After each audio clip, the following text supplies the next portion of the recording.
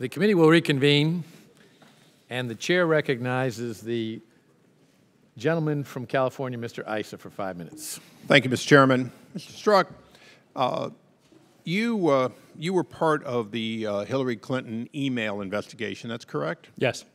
And in that investigation, you were part of the decision for her to, and her lawyers to go through emails that were produced during, exclusively used, if you will, during her time as secretary, go through and determine which ones were government and which ones were not, both the classified and unclassified. Is that correct? I was not. You were not involved at all? That's correct. Okay, but you're aware of it? I'm aware of their statements to us about how they did it. And do you think it was okay for Secretary Clinton to determine what could or couldn't qualify for her to turn in under the Federal Records Act? I can't speak to that. That was a decision, my understanding, between her and her attorneys. And okay, but you're aware that in her production she failed to deliver some items that have now been ruled as classified, correct? I'm aware that we recovered information that was not in the material that she turned over. I don't know if it was her failure, the failure of the attorneys conducting that sort, or simply because she didn't have it. I don't know the answer to that question. So I bring up something that came up in the previous rounds. So far, only you have determined what should be turned over from your private emails that, or your non-government emails and text, what should be delivered because it was government in nature. You've made that decision. That's right. And it's your position that nobody else in the way of a government entity should be able to look over your shoulder, so to speak, and make that decision. That's right. So you think it's okay for the target, and you are a target, of an investigation to determine what should be delivered rather than, if you will, the government, right? Sir, I'm not aware of any investigation of which I'm a target. Well, you're a target of our investigation. We think that you had a bias and you acted on it, and that's been made pretty clear. So I'm going to just ask one series of questions very quickly, if I could. You did a number of texts. All of the texts that are presented to us, as far as I know, came from your government phone, correct? I believe that to be the case, yes. So you've made no text available from your private phone, is that correct? That's correct. Did you ever text on your private phone? I did. Did you ever text Lisa Page on your private phone? I did. Did you ever text Lisa Page on your private phone similar text to the ones you did on your government phone? By similar, you mean what? Commenting on Mr. Trump or Hillary Clinton or anything else political in nature. I don't specifically recall, but it's probably a safe assumption that yes, I did. So it's likely that they'd be similar. It's a safe assumption. I don't. So your personal phone has likely similar text to the ones that we found on your government phone. That's correct? I would say it has similar expressions of personal belief, yes. Okay, so in front of you have one sheet of paper that was presented to you a few minutes ago, and I'm going to just go to a date and then ask you to read your own words.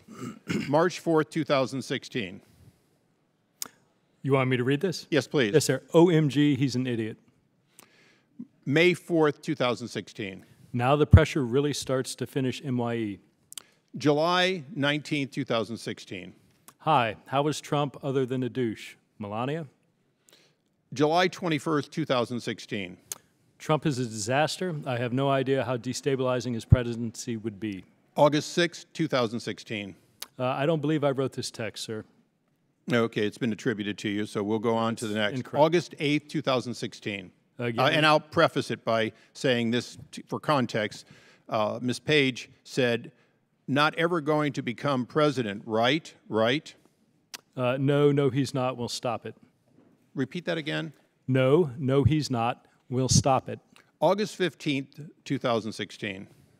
I want to believe the path you threw out for consideration in Andy's office, that there's no way he gets elected, but I'm afraid we can't take that risk. It's like an insurance policy in the unlikely event you die before you're 40. On October 20th, 2016. I can't pull away what the, and I defer to the chairman whether you or not can just use one letter if you don't mind. What the F happened to our country, Lise? Okay, read it again that way. Sir, did you not, was it not I just wanted to intelligible? hear it You just want to hear it for Yeah. me to repeat it? Please. Okay, sir. Sure, happy to indulge you. I can't pull away. What the F happened to our country, Lise? Why in the world do you believe that this committee should not ask for the record of similar text from your private account to find out what else you might have said about insurance policies or about the President of the United States or investigation? That is a rhetorical question you need not answer, and I yield back. Mr. Chairman, may I nonetheless answer? You may respond briefly, even though he said it was a rhetorical question. I appreciate that, Mr. Chairman.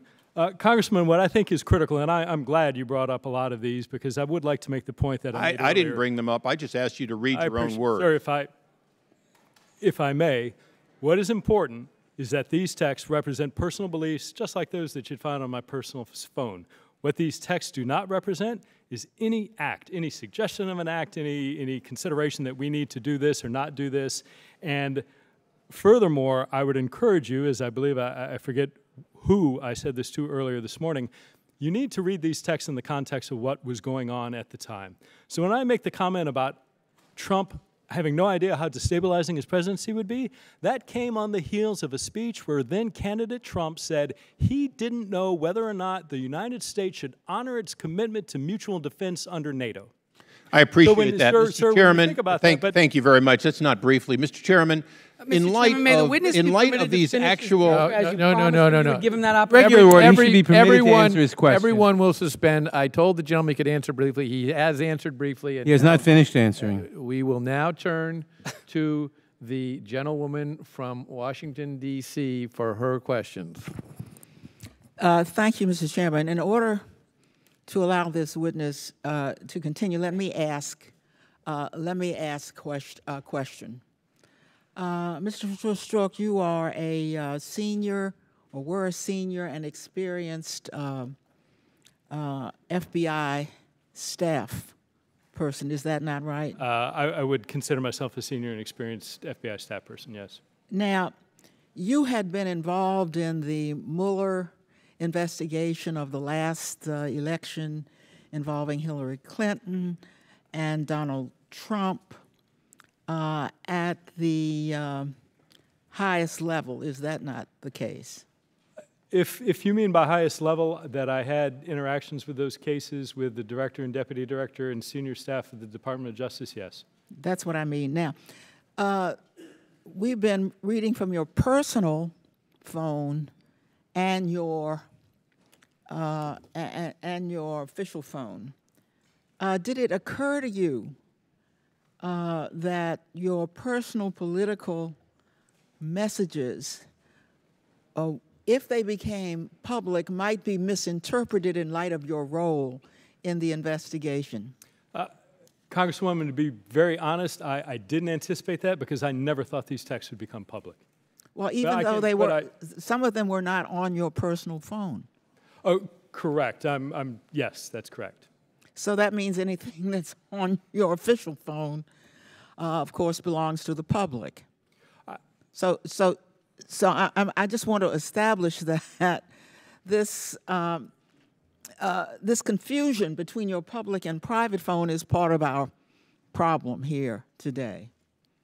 Now, as we hold this hearing, I just want to note for the record that President Trump is on his way to a very controversial meeting with Vladimir Putin. Let me ask you, sir, about an undisputed finding of the Intelligence Committee, and by that I mean the CIA, the NSA, the FBI. These people do not usually speak in such absolute terms, so hear them. We assess Russian President Vladimir Putin ordered an influence campaign in 2016 aimed at the U.S. presidential election. Russia's goals were to undermine public faith in the U.S. democratic process, denigrate Secretary Clinton, and harm her electability and potential presidency. We further assess Putin and the Russian government developed a clear preference for President-elect Trump. We have a high confidence in these judgments. Are these conclusions familiar to you, sir? They are. Are you aware of any finding that undermines these conclusions of the three intelligence committees? I am not. The Senate committee on the other side of the Capitol, under the leadership of a Republican chairman, Richard Burr, and not split in the way our own Intelligence Committee here in the House, has made a bipartisan finding affirming the Intelligence Committee's assessments. And I want to quote just briefly from them that the three committees, the Intelligence Commission assessment is a, quote, sound intelligence product.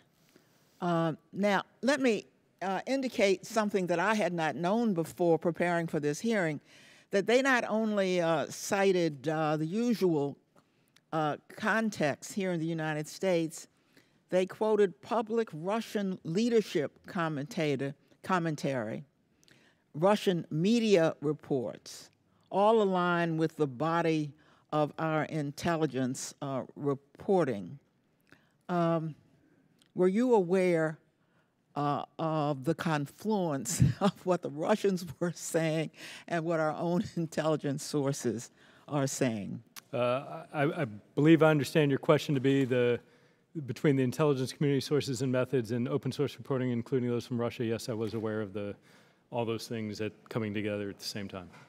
Do you have any reason to believe that the Senate Intelligence Committee or the NSA or the CIA or the FBI or the Office of the Division of Intelligence are on some kind of an effort to discredit President Donald Trump? Not The gentlelady's time has expired, but you may answer the question.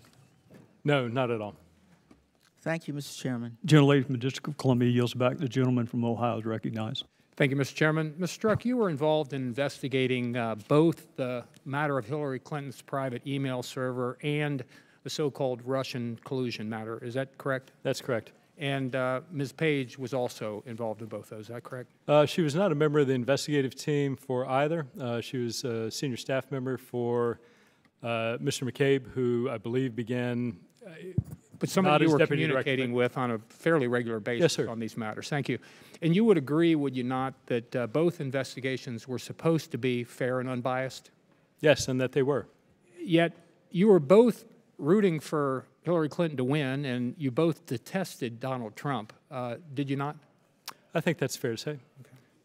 And in fact, as we've learned, you apparently found Donald Trump's supporters detestable too, like those around Loudoun, Virginia, as we've already heard, whom you called ignorant blanks. I'm not going to say that here, and that you had visited a Southern Virginia Walmart and could smell the Trump support.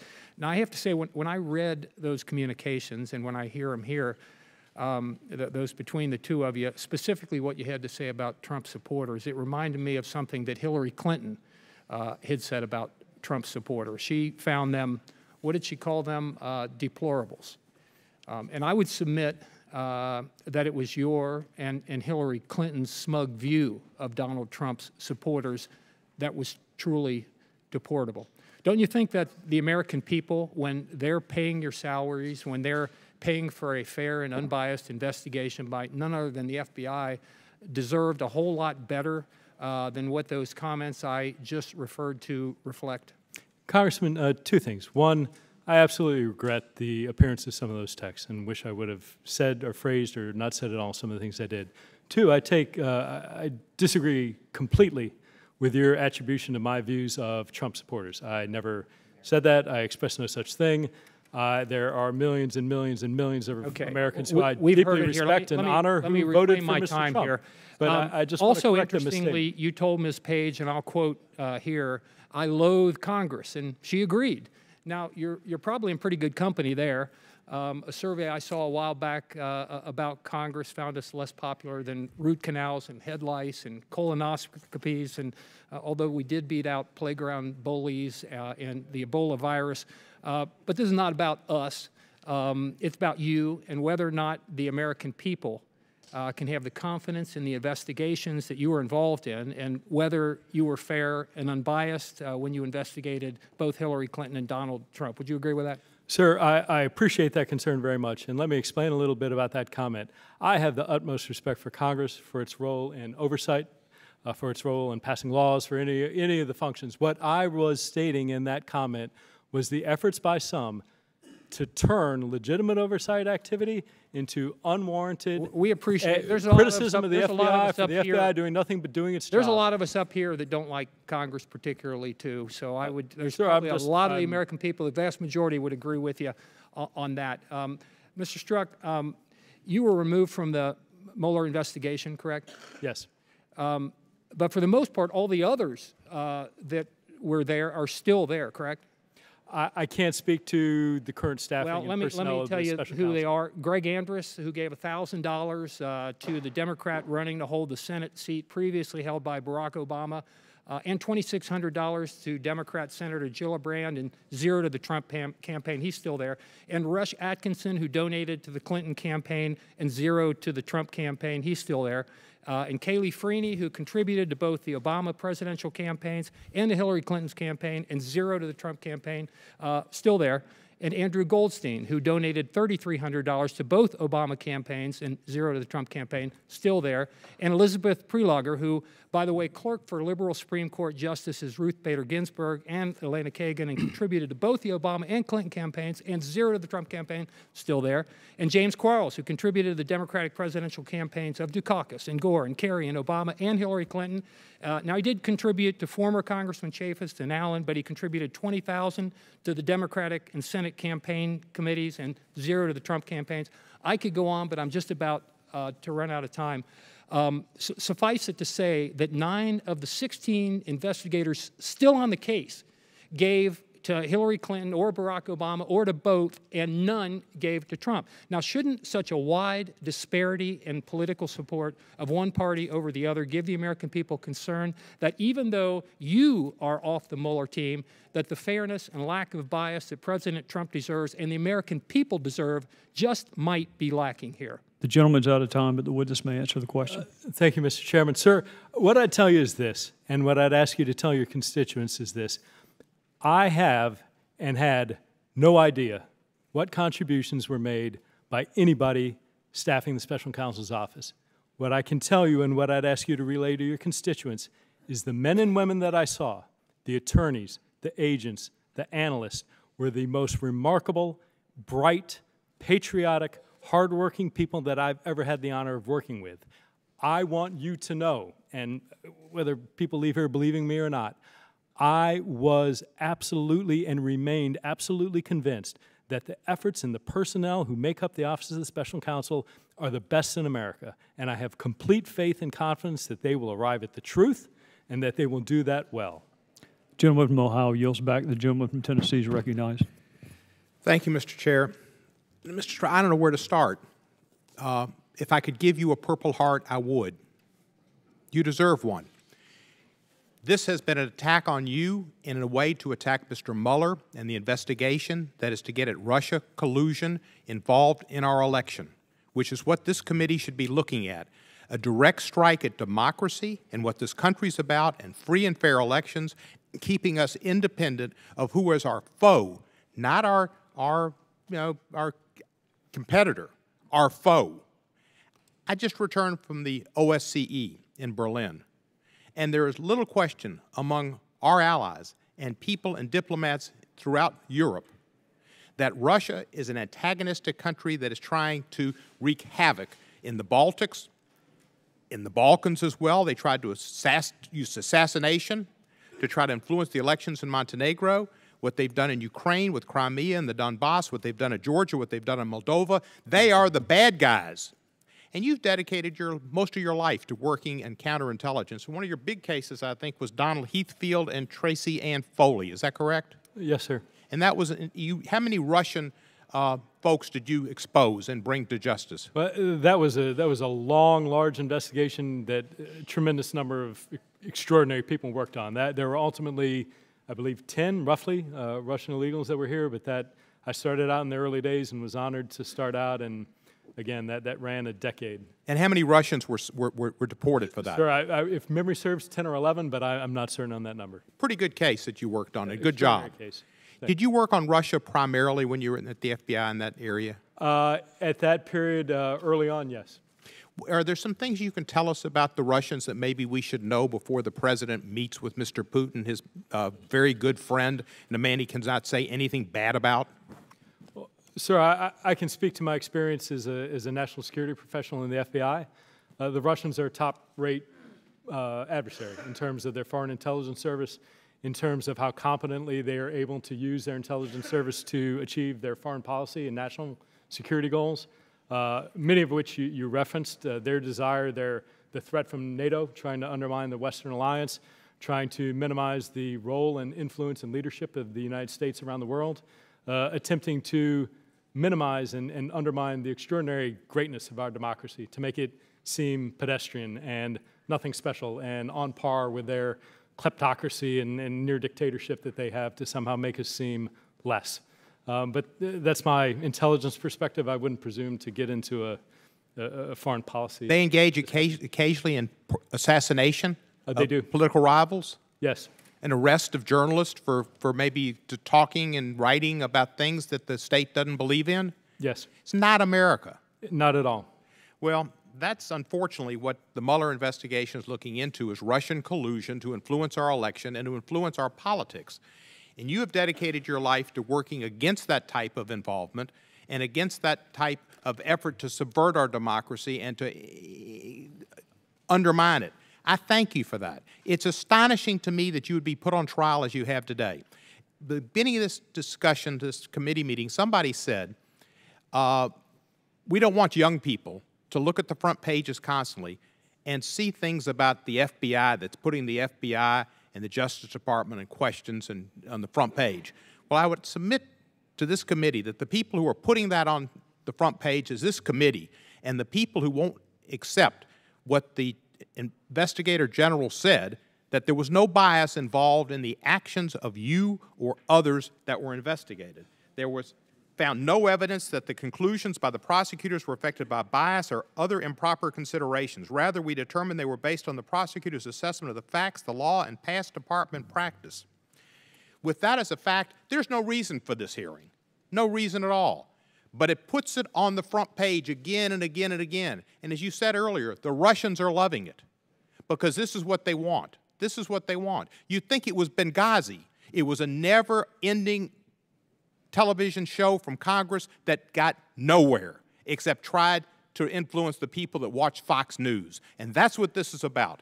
And this is really unfortunate. And as they say, you could put lipstick on a pig, but this is nothing but a ruse to try to get to the Mueller investigation and make people think it's baseless, that it's biased, that it's 13 Democrats that are working on this, and they're prejudiced and they're discriminatory and they're biased because they, just as Jack Nicholson said in the movie, A Few Good Men, you can't handle the truth.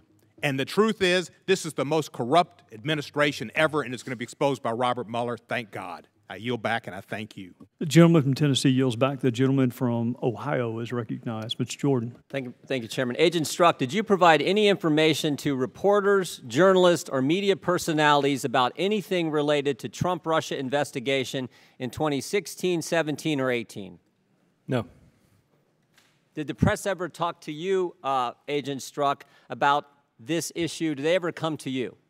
The Trump-Russia collusion investigation? Did the press ever come to you? I'm asking first, did you talk to them? I'm asking now, did they ever come to you about anything related to Trump-Russia investigation in 2016, 2017, or 2018? I received a number of calls from various members of the media, particularly when I returned from the Office of Special Counsel. In every instance, I referred. Prior to going on the special counsel team, did you get any inquiries from the press that you took? Not that I took. I referred them to the Office of Public Affairs of the FBI. Have you read the dossier? I have. Okay, and you wrote about it too, didn't you? I don't know what you mean by writing about it. We got an email that you sent. It should be presented there, or should be in front of you there. I want you to take a look at this. This is an email you wrote to Lisa Page, Bill Priestap, Jim Baker, Jim Rubicki, and CC'd Andy McCabe. Subject line is BuzzFeed's about to publish the dossier. You familiar with this email? I am. All right. says this: comparing now, the set is only identical to what McCain had, parentheses, it has differences from what was given to us by Corn and Simpson. Did you write all that? Congressman, let me answer it this way. The first, if I could address the chairman. Over the break, I was authorized by the General Counsel. Hang on a second. I just want my time stopped if you could. Are you addressing me or the chairman? I'd like to address the chairman because this is all going to come together in an answer. Is there a question you want to direct? No, it's something I wanted to answer your question from earlier based on something I've been told by the FBI. Wait. I think I'm aware of what the FBI told you, and you and I will have another chance to talk about that. But right now, the gentleman from Ohio controls the time. You wrote this. That was the question. So obviously, you have it. Do you see the from? So Congressman, here's the from line. Do you see the from line? Congressman, I do. It says and I Peter understand Strzok. And then it says to Lisa Page and a whole bunch of other key people at the FBI. So did you write it? I did write this. All right, let me ask you a couple questions about it. It has differences from what was given to us by Corn and Simpson. Who's Corn? Sir, to answer that question, and I would love to answer that question, and every part of me, and you know why I'd want to answer that question because you have this information. Who's Simpson? I have been, sir, if I may, I cannot answer that question. You wrote about it. It's now public. Who's Corn? Who's Simpson? Based on direction by the FBI, sir, I am not able to answer questions about ongoing investigative matters. I just want to figure this out. Agent Strzok. You're referencing 3 copies of the dossier. The BuzzFeed copy you have, the one John McCain's staff gave to you, and the one that you said you got from Corn and Simpson. The one McCain gave to you and the one BuzzFeed has are identical in your words, but they have the Corn and Simpson one is different. Sir, this is kind of important. It is important, and I want to answer your question. And here's the position that I'm in, Congressman. I have been directed. May I answer your question? Mr. Chairman, may the witness be permitted Mr. to Chairman, answer the question? Mr. Jordan repeatedly asks a question, doesn't let him answer it. The gentleman from Ohio controls the time. I have been directed that I may state that I have read the dossier, that I read the dossier as it came in parts and pieces. You've already told me you read it. And I want to know who Corn and Simpson are. And, sir, what I'm telling you is that I have been directed I may not state the various places where let me ask the you this. FBI I got it. I know what you're information. saying. I know what you're saying. Did you ever communicate with David Corn? No. Did you ever communicate with Glenn Simpson? No. Did you ever communicate with Nellie Orr? No. Did you ever communicate with Bruce Orr? Yes. When did you communicate with Bruce Orr? My recollection is somewhere between possibly 3 or 4 or 5 times in the late 2016, early 2017 timeframe. What did you talk about? We talked about investigative matters that Mr. Orr was involved in. Did you talk about the investigation we're focused on here, Agent Strzok? My direction from the FBI is that I may not answer that question, sir. I got it. Let's go back to the email that you sent that you won't talk about. Are there 3 copies of the dossier as evidenced by what you said in this email? Sir, to be clear, I want to talk about this email. I want nothing more than all answer your you question want, but you're because not talking about it. You're not answering my questions. Are there 3 copies? 3 copies of what? The McCain copy, the BuzzFeed copy, and the one that you got from Corn and Simpson. Sir, the most I can say is we received a variety of copies of and different types of Let me ask you one other question. Steve. Glenn Simpson testified in front of the Senate Judiciary Committee on August 22nd, 2017. He was asked, did anyone from Fusion ever communicate with the FBI? His response, no. No one from Fusion ever spoke with the FBI. So here's what I'm having trouble understanding. If Glenn Simpson says no one ever spoke with the FBI, how is it that you got a copy of the dossier from Simpson? Sir, I can tell you I never had contact with Fusion, with Mr. Simpson, with Mr. Corn. And again, sir. Chairman, regular order. The gentleman will have a few more seconds since he was interrupted.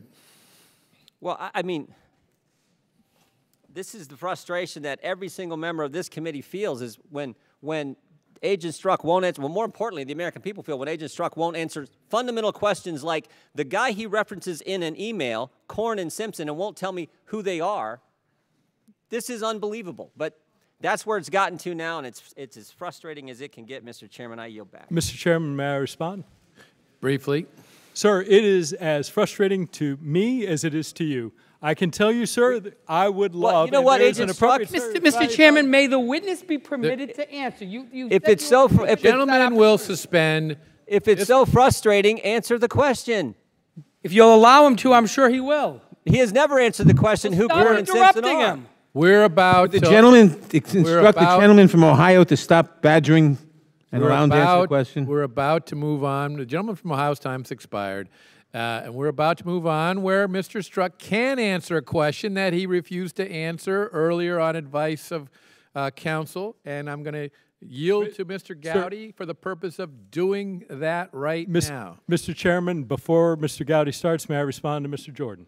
Very briefly. Very briefly, sir, I would love to do that. There is an appropriate time for oversight, and as you well know, that is at the end of an investigation once it's concluded. I am certain Congress will absolutely have the opportunity to look at any investigation once it's closed, ask all these questions, and I would love to answer each and every one of your questions Mr. once Strzok, the FBI allows me and the we already investigation know is that done. answer from you, and you have already been advised that you can answer the questions here, because guess what? This is the United States Congress where you're testifying, not under the jurisdiction of the Federal Bureau of Investigation. Mr. Chairman, we cannot be asking about an ongoing investigation that is sabotaging an ongoing investigation by this committee, and that's what he's not cooperating with, and we should not do it. It is and he not- cannot cooperating with that. It is. These questions are table-setting questions regarding the formation of this, and he can answer those questions, but Cannot answer he's questions been regarding an advised by ongoing the FBI investigation. that he can, and so Mr. He's been Gowdy's advised by the FBI that he cannot. no, he's been advised that he can, and Mr. Gowdy's going to again ask his question. Gentleman from Ohio has asked for 15 seconds. So, Agent Strzok, who's being square here? Glenn Simpson says no one from Fusion spoke with the FBI. You say in your email, we got a copy of the dossier from Simpson. Mr. Chairman, being square? regular order. We will have regular order, and we'll revisit that question. Now the chair recognizes the gentleman from South Carolina. Agent Strzok, between July 31st, 2016 and August Mr. the Chairman, 6th. regular order. This is regular order. The gentleman refused to answer the question earlier. He has now been advised, and I have been advised by the FBI that he may answer the question that was in order earlier, and he's now going to answer the question. But, Mr. Chairman, Republicans have controlled the time. Now the time goes to the Democrats. The gentleman will be recognized shortly. Agent Strzok, between July 31st, 2016 and August 6th, 2016, how many witness interviews did you conduct as part of the Russia-Trump campaign alleged collusion investigation? I don't recall, and I'd have to check the case file. We waited all that time for that answer? Yes, sir. That's eerily similar to what you said a couple hours ago. Sir, I am telling you, and I would reject the characterization that I refuse to answer anything. I want to answer these questions. Well, I'm I going just by asked- the I just direction that asked I you one. received from the FBI. I just asked you one, and I'm looking for a number. Sir, and I'm my answer looking is for a number. I do not know without the opportunity to check the case file. You don't recall in the first week of an investigation that you originated, approved, or the contact person on, you don't recall how many witness interviews you did in the first week. Sir, I remember that there were interviews conducted. I do not know when they fell on a calendar to be able to tell you whether they When's the were in last any time set you of looked date at- or the other on something that was occurring in the context of a myriad other responsibilities. When's the last time you looked at the file, Agent Strzok? Probably going on a year. For those of us who happened to look at it yesterday, would you disagree that the first interview took place on August the 11th? I don't know, Congressman. I cannot answer that. Well, prior to July 31st, 2016, how many witness interviews did you conduct as part of the Russia-Trump campaign alleged collusion investigation? None. So none before July 31st, which would be none at the time you said what you said in that text on July 21st. I don't understand the text you're referring to. Point of order, Mr. Chairman. This is on our time.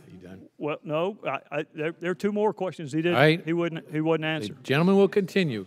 between Could May you explain 17th. why he can continue in our time? He can.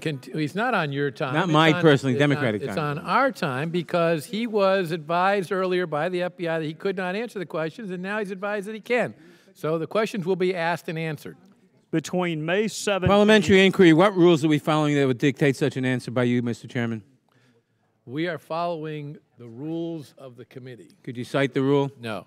No. Gentlemen will proceed. Just, Mr. Chairman, point of parliamentary Excuse me, inquiry. this seems to be well. We're gonna the Democrats. Mr. Chairman, point of obstruction parliamentary this hearing inquiry. can continue, but when you do, and the FBI tells him he can't answer a question, and then they change their mind and says he can, we're going to take the time out to do that, and then we're going to continue. Mr. Chairman, point of parliamentary inquiry. The gentleman Democratic from South members Carolina of this committee have is a right to recognized. know what the rules are in governing this hearing. Agent- Gentlemen, Can you share with us the these gentleman secret rules is not that in you're order. making up as you go Gentlemen. along? Agent Strzok, between May 17th, 2017 and May 18th, 2017, how many interviews did you conduct as part of the special counsel team? I don't believe I conducted any. Between May 17th, 2017 and May 22nd, 2017, how many witness interviews did you conduct in that 5-day period? Well, so you just went back a year from 2018 to 2017, and I don't know. 2017, May 17th, 2017, Okay. May 22nd, 2017. Yeah, I believe you may have said 18, but 17, I don't know. Whether I did or not, it's the 17th, 2017. Fair enough, and I don't recall. Well, Chairman, I appreciate you letting me make that clear. And again, the context when you would not answer it was you used the word impeachment on May the 18th, 2017, and you used the word impeachment on May the 22nd, 2017. And your testimony is you can't recall a single interview you would have done as part of that investigation that was supposed to lead to impeachment. And I think that line of questioning, I'm glad the FBI finally realized it, albeit a couple hours too late. When you are prejudging not just a result, but a punishment, which is what impeachment is, when you are prejudging the conviction and the sentencing, when you have not conducted a single solitary interview, I'm sorry, Agent Strzok, but that is letting your bias impact your professional judgment. Mr. Chairman, may I respond? Briefly. Sir, so look, I never prejudged anything. Not in this case, not in any others. Impeachment Second, for what, Mr. Agent Strzok? Impeachment for what? Second of After all, all Order, that? Mr. Chairman, what are the Not rules letting the here? witness Mr. answer Chairman, the what are the question. rules? The gentleman will opened allow up the a whole witness new to round of answer the questions. question, and then we'll move on. Second, He was given time to respond. And the now he's notion, at the time I was the deputy assistant director, I have section chiefs, unit chiefs in the field, supervisors, agents, people who typically do interviews, not me. If something is notable or high level, I might be involved, but it would be rare, if never, that I would typically get out there and conduct interviews, first of all. Second, you mentioned the use of the word impeachment. That was used in the context of my not knowing what this would lead to. I was not prejudging impeachment. When I used that term, it was saying Agent it might Strzok, do nothing. please. It might lead all the way Thank to something on the Thank other. you, Agent Strzok. Agent The Strzok, chair are you now kidding? recognizes the gentleman from Missouri, Mr. Clay.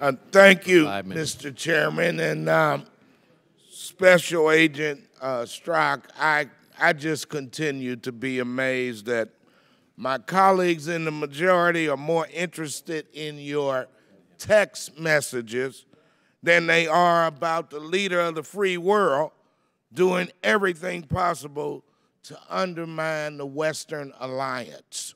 It just amazes me, Special Agent Strzok, as a counterintelligence specialist, you know all too well the pervasive, constant, and growing danger that the Russian Federation poses to this country, our allies, and to democracy in general. It is appalling that my colleagues in the majority continue to relitigate the 2016 election while the president does more damage in the to the Western Alliance than the sum total of all previous Russian and Soviet leaders could have dreamed of. And it is remarkable that Mr. Trump accused our trusted ally Germany of being, and I quote, totally under the control of Russia. I would say that the president is half right. Someone is totally under control of Russia, but it's not Germany. You know, the president should look in the mirror and explain why virtually every decision he makes and every word he utters weakens our key friends, erodes our strategic alliances, and strengthens our most dangerous adversary. Mr. Strzok, can you offer an explanation as to why the president is so eager to punish our allies and please Vladimir Putin? Sir, I wouldn't presume to do that, no. All right, let me move on to the meeting of June the 9th, 2016 in Trump Tower. We have a series of emails in front of us, one from Rob Goldstein, who told Donald Trump Jr. that the Crown Prosecutor of Russia met with Aras Agalarov this morning, and in their meeting offered to provide the Trump campaign with some official documents and information that would incriminate Hillary and her dealings with Russia and be very useful to your father. And he says this is obviously very high level and sensitive information, but it's part of Russia and its government support for Mr. Trump. Mr. Strzok, without commenting specifically on these emails or this instance, can you explain generally from a counterintelligence perspective why it would be concerning that high-level campaign aides would be meeting with a representative from a hostile foreign government? What would be the risk? Well, again, not relating it to any particular event. I think the hypothetical would be enormously concerning because a hostile foreign power, one, by definition of that hostility is their national interests are adverse to ours. The fact that people would be meeting or attempting to work together implicates a variety of potential criminal violations. I think it would give concern about the motivations and the actions of the people involved and whether or not whose interest, whether America's or that hostile foreign powers they were truly working towards. And when campaigns are given defensive counterintelligence briefings, are they generally instructed to report foreign interference attempts to the FBI? That is typically part of a CI defensive briefing, yes. I want to thank you so much for your responses and your patience. And you know, today's hearing is a sorry display on the part of my Republican colleagues who have put the defense of the president over the ultimate responsibility we in Congress have to protect our national security. All of you should be ashamed of yourself. And Mr. Chairman, I yield back. The chair recognizes the gentleman from Iowa, Mr. King, for 5 minutes. Thank you, Mr. Chairman. To start this off, I'd like to yield to the gentleman from South Carolina for a brief presentation. Thank the gentleman from Iowa. Agent Strzok, do you have your text in front of you? I do not. Can you, well, let me read one to you, and you tell me whether or not you recall saying this. On May the 18th, 2017, who gives a, I'll give you a hint, it starts with F, one more AD versus an investigation leading to, guess what that last word is? Sorry, I recall the text. It's impeachment. Impeachment, the day after Mueller was appointed. How about on May the 22nd? Do you remember that text? Do you have that one in front of you? I do not. Well, here, let me see if this refreshes your recollection. This is you in response to something Lisa Page sent you. I'm torn. I think, no, I'm more replaceable than you are in this. I'm the best for it, but there are others who can do it. Okay, you're different and more unique. This is yours. Plus, leaving an SC having been an SC, resulting in an, guess what that next word is? I'm sure you've got it, sir. No, well, you wrote it. Are you asking me what it is? Yeah, what is? What do you think it is? I don't need to guess. Impeachment, sir. Impeachment. 5 days. 5 days after Mueller has been appointed special counsel, and you're already talking about impeachment twice. I thank the gentleman from Iowa. Mr. Chairman, may I respond, please? The gentleman at the conclusion of Mr. King's time, you may. Mr. Strzok, I'm over here now to your left, and I wanted to point out that you repeatedly stated here before this committee that you separated out your personal beliefs from any action that you took. You'd agree with that, I'm confident. And as implausible as that sounds to us, we've listened to a dogmatic defense of the implausible argument that no matter how biased you were, no matter how profane in that bias you were, it didn't affect your judgment or your decisions. Now, that's a tough argument to make, but I recall your response to Mr. Duncan of Tennessee on that topic, and you said, I don't agree with the characterization of my views as biased. Do you hold with that position that your views are not biased, whether or not they colored your activities as an agent? I believe they did not color them, and I believe they are not biased. The derogatory texts that you delivered that have been before this committee for the better part of this day don't reflect a bias. They don't, sir, and why? Because so not a single representative of the IG has been able to demonstrate a single act, not one indicating bias. Not one. Reclaiming my time, Mr. Strzok. It's one thing to say that you found a way to wall off your bias, but it's not possible to take under oath and tell the American people in this committee that there's not bias. If there's never the evidence of this bias is replete throughout this throughout these documents that we have. Let me take you another place. Were you involved in the questioning of Hillary Clinton on July 2nd, 2016? Yes, I was. I'm pausing because I think it was second or third, but if you represent it's the second, it's the second. The second is the date that I believe we worked with. But in any case, in that room, how many agents were in that room? 3, including myself. And were there any other representatives of the executive branch of government? There were. And who were they? 5 attorneys from the Department of Justice. 5? Yes, sir. 5 attorneys from the Department of Justice and 4 then from the FBI? No, sir. Including yourself? No, sir. A total of 8 people. 3 FBI, 5 DOJ. Agents. And then the people in the room with Hillary Clinton were Carol Mills, Secretary Heather Clinton, 1, 2, 3, I believe 4 other attorneys, 4 or 5. So. I see. And did you record any of that interview? And can you tell me how long that took? We did not record it. My recollection is that it took several hours. I don't recall the exact time. And then what documents would you have that memorialize the interview? An FD 302 is created based on the notes taken by the participants in the interview. And how many of those 8 agents or officers had their notes that took notes in that room? I don't know. I know the 2. Do you have yours? I did. I believe some, and I know the 2 agents did. I don't recall about the DOJ attorneys. I want to ask you to reconstruct. Who were those agents?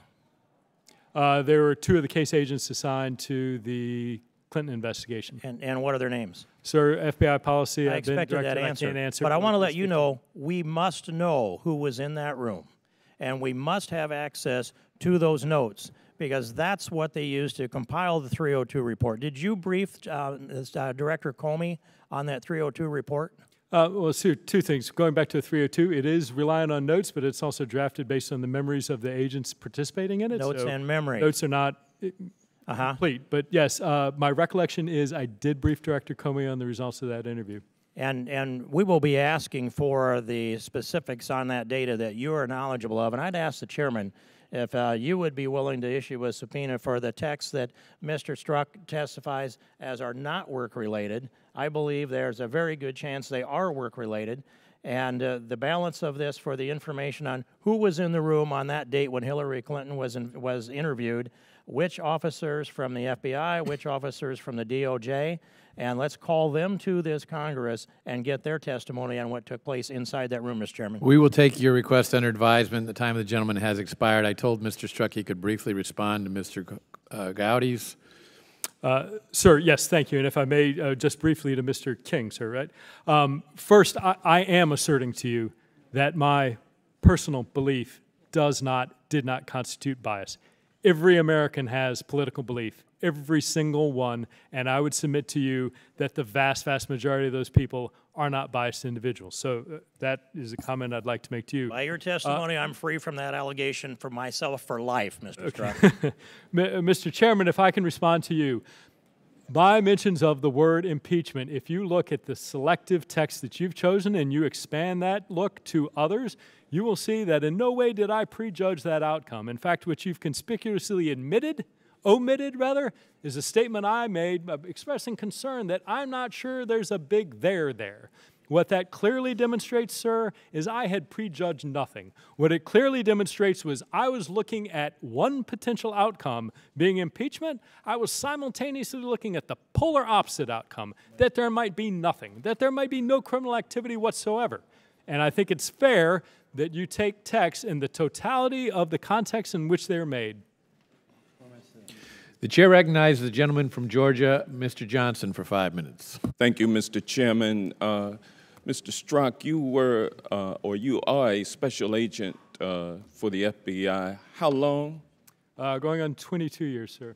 And you Actually, pretty much spent your... just over 20, sir. You pretty much spent your professional career at the FBI, is that correct? That's correct. And the Republicans on this committee seem to be obsessed with your text messages, but during your long career with the FBI, you've accomplished quite a bit more than simply leaving a text message trail. Is that correct? I've had the privilege of working on an extraordinary number of very great cases. Well, you rose through the ranks of the FBI to, at one point, become chief of the Counterintelligence section at the FBI. Is that correct? Yes. And your career at the FBI culminated with your appointment as the Deputy Assistant Director of the Counterintelligence Division. Is that correct? Well, I certainly held that. I would tell you I'm extraordinarily proud to have worked as a DAD in the Human Resources Division as well.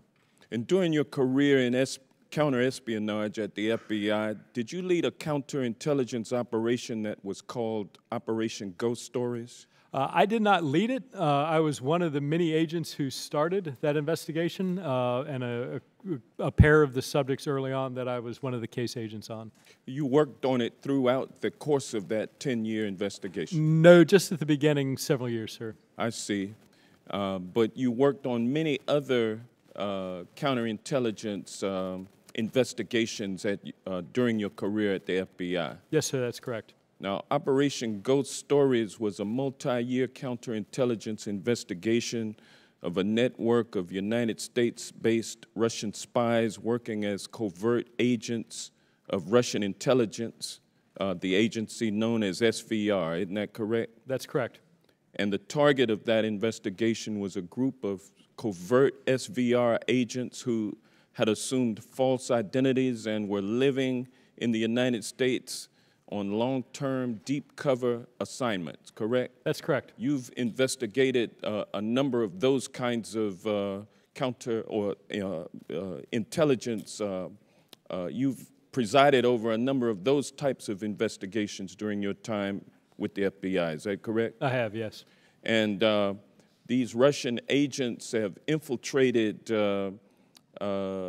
America, set up to be undercover and then develop sources that they can use then to develop information and then funnel that information back to Russia.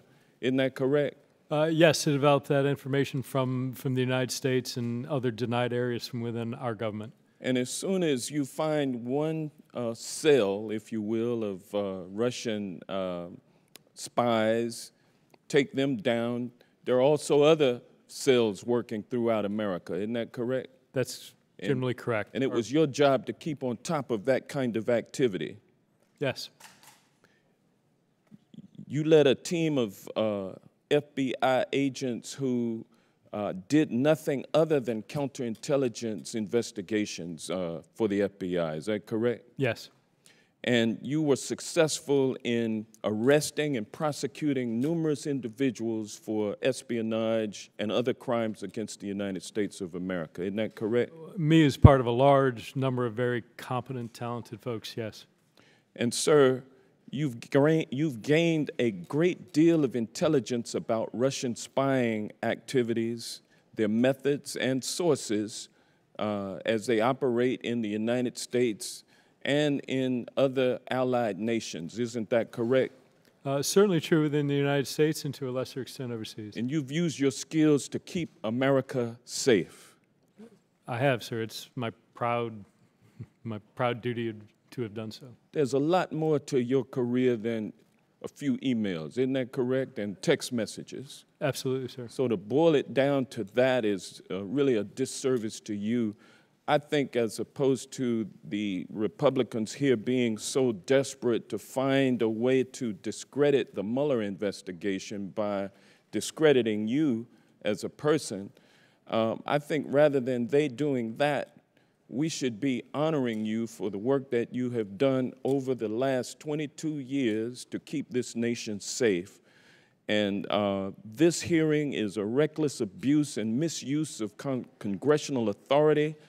I'm looking forward to Republicans finishing the hell up with this damn Peter Strzok text message investigation. And with that, I'll yield back. The chair recognizes the gentleman from Texas, Mr. Gomert, for 5 minutes. That would be right here. Sir. Strzok, you said earlier in this hearing you were concerned about a hostile foreign power affecting our election. Do you recall the intelligence community Inspector General Chuck McCulloch having an investigation into an anomaly found on Hillary Clinton's emails? I do not. Well, let me refresh your recollection. The intelligence community Inspector General Chuck McCulloch sent his investigator, Frank Rucker, along with an ICIG attorney, Jeanette McMillan, to brief you and Dean Chappelle and 2 other FBI personnel that I won't name at this time about an anomaly they had found on Hillary Clinton's emails that were going to and from the private unauthorized server that you were supposed to be investigating. Now, do you remember it? I remember meeting Mr. Rucker on either 1 or 2 occasions. I do not remember the specific content or discussions. Well, I'll help you with that too then. Mr. Rucker reported to those of you, the 4 of you there, in the presence of the ICIG attorney, that they had found this anomaly on Hillary Clinton's emails going through her private server. And when they had done the forensic analysis, they found that her emails, every single one except for 4, over 30,000 of them, were going to an address that was not on the distribution list. It was a compartmentalized bit of information that was sending it to an unauthorized source. Do you recall that? Sir, I don't. Well, he went on to explain it, and you didn't say anything. No. You thanked him, you shook his hand, but the problem was that it was going to an unauthorized source that was a foreign entity unrelated to Russia, and from what you've said here, you did nothing more than nod and shake the man's hand when you didn't seem to be all that concerned about our national integrity of our election when it was involving Hillary Clinton. So the forensic examination was done by the ICIG, and they can document that, but you were given that information and you did nothing with it. And one of the things I found most egregious with Mr. Horowitz's testimony, and by the way, Horowitz got a call 4 times by someone wanting to brief him, leaving messages telling him about this, and he never returned the call. He had 500 pages of bias that he gave us, and then he threw a bone to the Democrats and said, but we can't find bias. And let me tell you, when you have text messages Mr. Strzok, the way you do, saying the things you did, you'd been better off coming in here and say, look, that was my bias. And you kind of get around to that a little bit when you say, hey, you know, everybody's got political views. Those are called biases, and we all have them. And you have come in here and said, I had no bias. And you do it with a straight face. And I watched you in the private testimony you gave. And I told some of the other guys, he is really good. He's lying. He knows, we know he's lying. And he could probably pass a polygraph. It's amazing. Mr. Chairman. No, this is my Mr. time. Chairman, I'm sorry. It needs to point be of order. paused. This point of order. No. The gentleman will state his point of order. A member of this committee just asserted that this witness, who is under oath and a former agent of the FBI, lied. There is no evidence that. I ask him to withdraw it. I do not withdraw it. He is not a member of Congress. It's not a violation of the rule. And just as you have been expressing bias through your members about what a hero there is not a single person on this committee who has ever characterized a witness gentleman as from lying. Rhode Island. Gentleman, it's my time. That's a disgrace. Gentleman from Rhode Island will suspend. Him. No, the disgrace Mr. is what this man has done. The gentleman to our from Texas will suspend for a moment. There is the disgrace. And it won't be recaptured anytime soon because of the damage you've done to the justice system. And I've talked to FBI agents around the country. You've embarrassed them. You've embarrassed yourself. And I can't help but wonder when I see you looking there with a little smirk, how many times did you look so innocent into your wife's eye and lie to her about Lisa? Mr. Chairman, this is outrageous. The credibility of a witness is always an issue. Mr. Chairman, please. Have you Mr. Chairman, this is intolerable harassment of the witness. What is wrong with that? You need your medication. The gentleman controls the time. I ask that the witness be permitted to respond to He will be permitted. assertion. He will be permitted Did to you respond. ever The talk gentleman to controls Hillary the time. Clinton during your investigation, besides the one questioning you mentioned, before that or after that to this day? Point of order, Mr. Chairman. Point of order, Mr. Chairman. The gentleman will state his point of order. It is, I think, against the rules of the House for a member of the committee to be impugning the character of a witness. It is not. He should ask questions to elicit. The purpose of this hearing is to elicit information. He should ask questions to elicit information. He should not be impugning the character of the witness. The gentleman is advised the rules of the House only are directed to members of the House and the President of the United States. Therefore, in other words, it is okay to impugn the character of witnesses in any way whatsoever? Well, listen, I've heard many members on your side of the aisle impugn character of somebody who is covered by the rules of the House. But the gentleman, the gentleman has 20 seconds left. The clock will be turned back on, and he can complete his time, and then the witness can respond. So if you talk to Hillary Clinton, other than the time she was examined in front of the witnesses? No. So after throwing away what you have with all the bias you have, you've never even gotten a thank you. I yield back. The gentleman may respond. Sir, well, that's quite a set of statements. Mr. Chairman, I did not finish with a question. The gentleman, there was no question asked. Mr. Chairman, he's been given the opportunity to respond. The gentleman will suspend. The time of the gentleman has expired, and as I've indicated earlier, the rules earlier, of our hearings are if there is a question asked during the time, the witness may respond to the question after the time. The witness is going to be allowed to respond briefly. That's a new rule. Sir, first, I assure you, question. under oath, as I spoke also during my interview a week or two ago, I have always told the truth.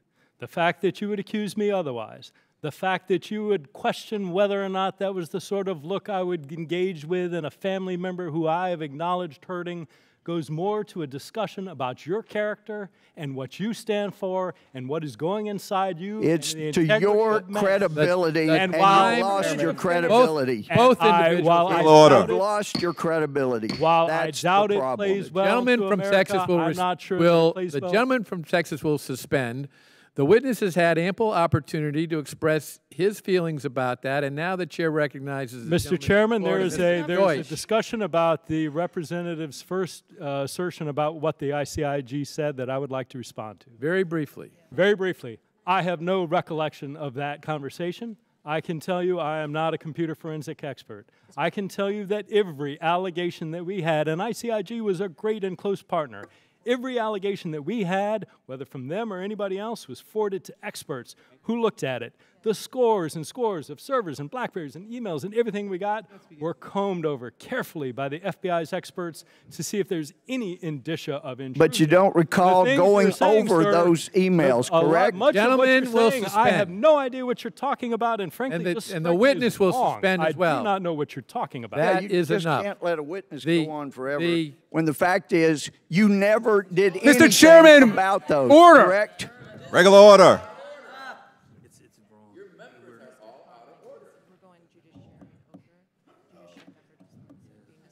You didn't do anything about it. Sir, if there was a lead, I gave it to the team, unequivocally. The gentleman, there was nothing along Mr. the lines Strzok, that you will was not suspend. addressed. Well, that'll come out. Mr. Gomer, you will suspend. Mr. Deutsch, I apologize. I've been instructed by the ranking member that we're going committee to committee, so the next gentleman who's going to be recognized is the gentleman from Virginia, Mr. Connolly, for 5 minutes. Wow. The American public might be forgiven for mistaking this so-called hearing for a Russian political show trial. It's got all the trappings: character assassination, demagoguery, connecting dots that aren't meant to be connected, generalizing from an isolated incident, cherry-picking facts, sometimes fabricating facts. It's astounding. It's a new low in the United States Congress. What a shame. But Mr. Strzok, you're under oath. And my understanding is the big Republican beef, in order to discredit you and discredit the FBI and thereby, hopefully, from their point of view, undermine the Mueller investigation, hinges on the fact that you sent out some indiscreet personal emails about your political views on the then pending 2016 election. Is that correct? Sir, that's my understanding. All right. So you're under oath. I want you to say yes or no.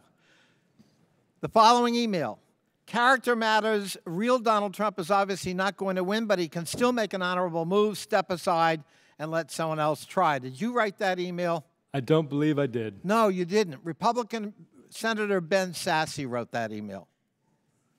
Another unforgivable sin. He should be here as well, apparently. My wife, Julia, and I, we have a 15-year-old daughter. Do you think I can look her in the eye and tell her that I endorse Donald Trump? When he acts like this, and his apology, that was no apology. That was an apology for getting caught. I can't tell the good people of my state that I endorsed a person who acts like this. Was that you, Mr. Strzok? No, sir. No, it wasn't. It was Republican Jason Chaffetz, former chairman of my committee. Did you write the following? For the good of the country and to give the Republicans a chance of defeating Hillary Clinton, Mr. Trump should step aside. His defeat at this point seems almost certain. And 4 years of Hillary Clinton is not what's best for this country. Mr. Trump should put the country first and do the right thing. That's you, certainly, right? No, sir. No, you're right. It was Republican member of Congress Mike Coffman from Colorado. In light of these comments, Donald Trump should step aside and allow our party to replace him with Mike Pence or another appropriate nominee. I cannot in good conscience vote for Donald Trump, and I would never vote for Hillary Clinton. That's yours. No, sir. No. That's Republican Barbara Comstock of our home state of Virginia. All right, well, here's another one. It's now clear Donald Trump is not fit to be president of the United States and cannot defeat Hillary Clinton. I believe he should step aside and allow Governor Pence to lead the Republican ticket. You wrote that one. No, sir. You didn't? No, you're right. That's Republican Bradley Byrne of Alabama. Well, how about this one? Donald Trump's behavior makes him unacceptable as a candidate for president, and I won't vote for him. As disappointed as I've been with his antics throughout this campaign, I thought supporting the nominee was the best thing for our country and our party. Now it's abundantly clear that the best thing for our country and our party is for Trump to step aside and allow responsible, respectable Republicans to lead the ticket. You wrote that one. No, sir. Oh, no.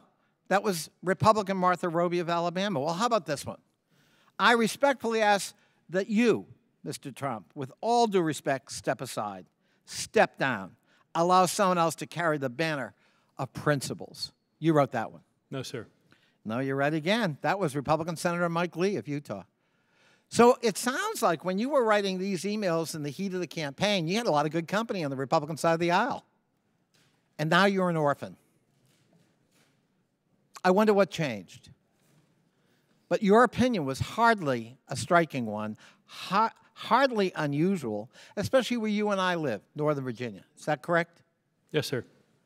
So your sin of writing an email criticizing the candidate Trump and predicting he would lose was not an isolated kind of opinion. Is that correct? No, it was not, to my knowledge. And do you, under oath, confirm what the Inspector General, Mr. Horowitz, said? There's no evidence, your personal opinion notwithstanding, that in any way it tainted the ongoing criminal investigation led by Mr. Mueller. I do. That's your testimony, under oath. Yes. I thank you. And I'm so sorry for the treatment you've received here today.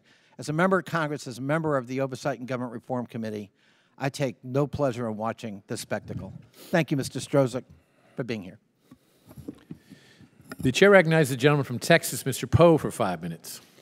I thank the chairman, and I take no pleasure in the self-pity that you have shown the rest of us the entire day. I'm a former prosecutor. I loved being a prosecutor in the district attorney's office, and I spent 22 years on the criminal bench trying criminal cases, saw about 25,000 felony cases. And I saw a lot of people in law enforcement. But in our entire justice system, from the beginning to the end of the justice system, people are involved in our justice system. And those people, whoever they are, cannot be biased one way or the other. And it starts in a courtroom with the jury. Both lawyers spend a lot of time, including the court, talking to jurors about whether they're biased. Why? Because people who are biased or come across as biased, they're out of here. You can't serve on that jury. You cannot be fair.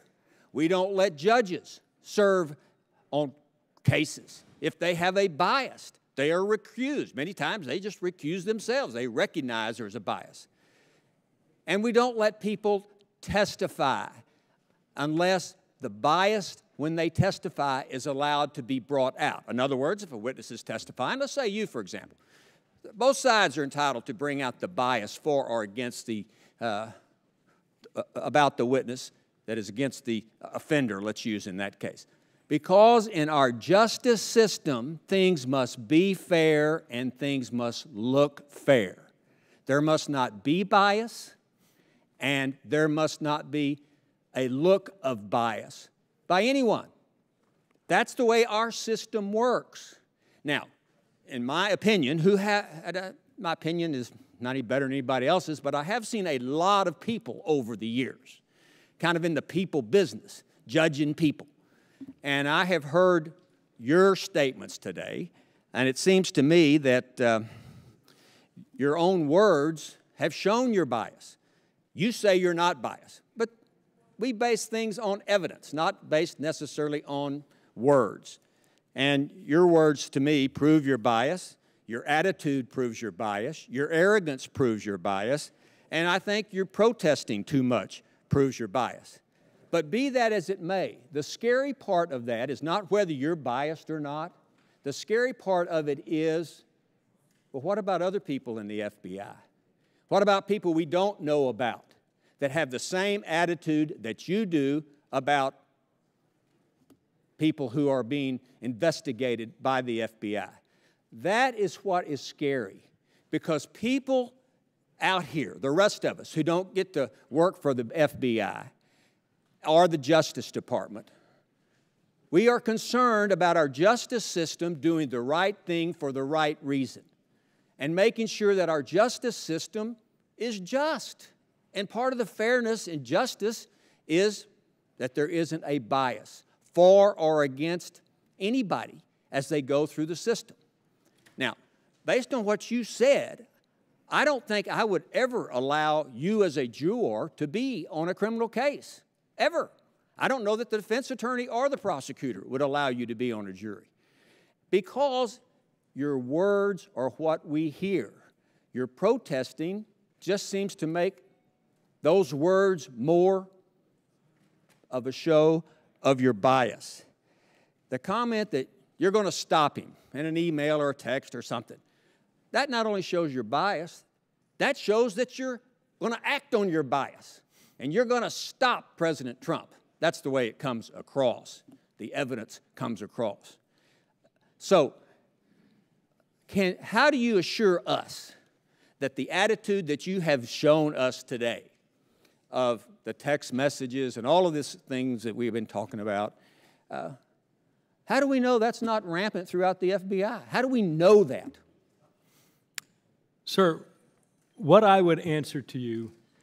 Can you just answer that question? Yes. How do we know that there's not bias in the FBI in this particular investigation or other investigations? How do we know that? Sir, the way you do that is exactly what you suggested. You look to the evidence. You look to the actions of the men and women of the FBI in the conduct of their cases. You look to my actions in the conduct of the investigations. You have done, with others, a spectacular job of equating the word bias with personal political belief. And it's astounding how effective that's been. But you know full well they are not the same. The fact of bias Reclaiming my time, you'll have a chance to try to answer the other question that you're trying to answer. How do we know that the attitude that you have shown us to date, whatever you want to call it, you know, that Mr. Cohen wants to make a saint out of you. How do we know that the attitude you have today is not the same attitude of the FBI as they're investigating other cases? How do we know that? I'd ask that the witness be Time of the permitted to gentleman answer has the expired, and the gentleman may answer the question. Hopefully without interruption. Sir, the way you judge that is what I said. You look at the evidence. You look at the acts. What FBI agents and analysts and everybody else do. You look at what I did. You look at what the Inspector General concluded, not only me, but all the agents and assistant directors and EADs and DDs and everybody involved in the investigation, and you see that the evidence, unequivocally, is there is no act of bias. So this false assertion that you're making that political personal belief must equal bias, that somehow we've merged those two words together in the dictionary, is one of the triumphs of what's been going on recently that I cannot disagree with more.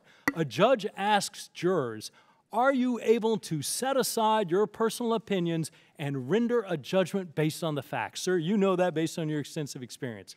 What I am telling you is that I and the other men and women of the FBI every day take our personal beliefs and set those aside in vigorous pursuit of the truth wherever it lies, whatever it is.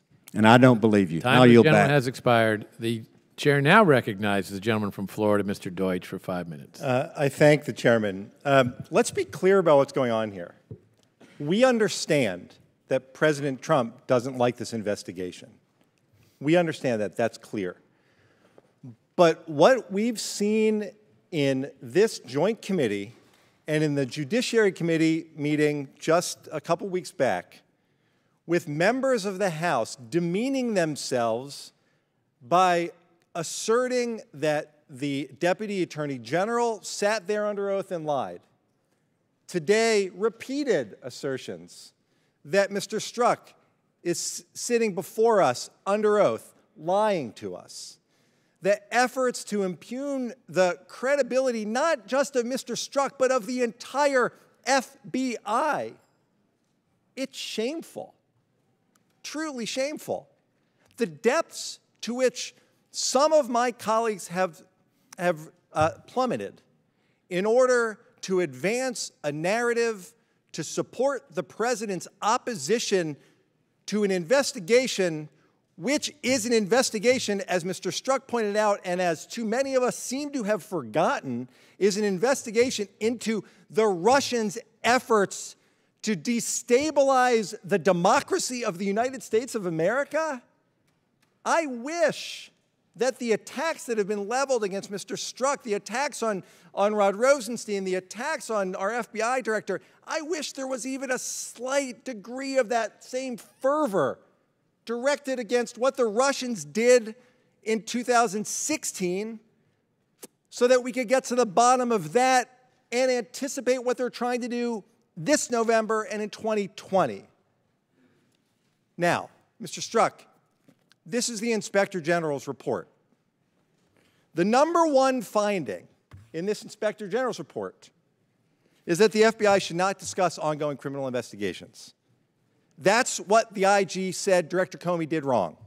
The IG said he shouldn't have done it. The IG went into great detail about the long-standing practice and the reasons for that practice to protect the integrity of ongoing criminal investigations. In this case, the investigation that I just referred to, a direct attack by a foreign adversary.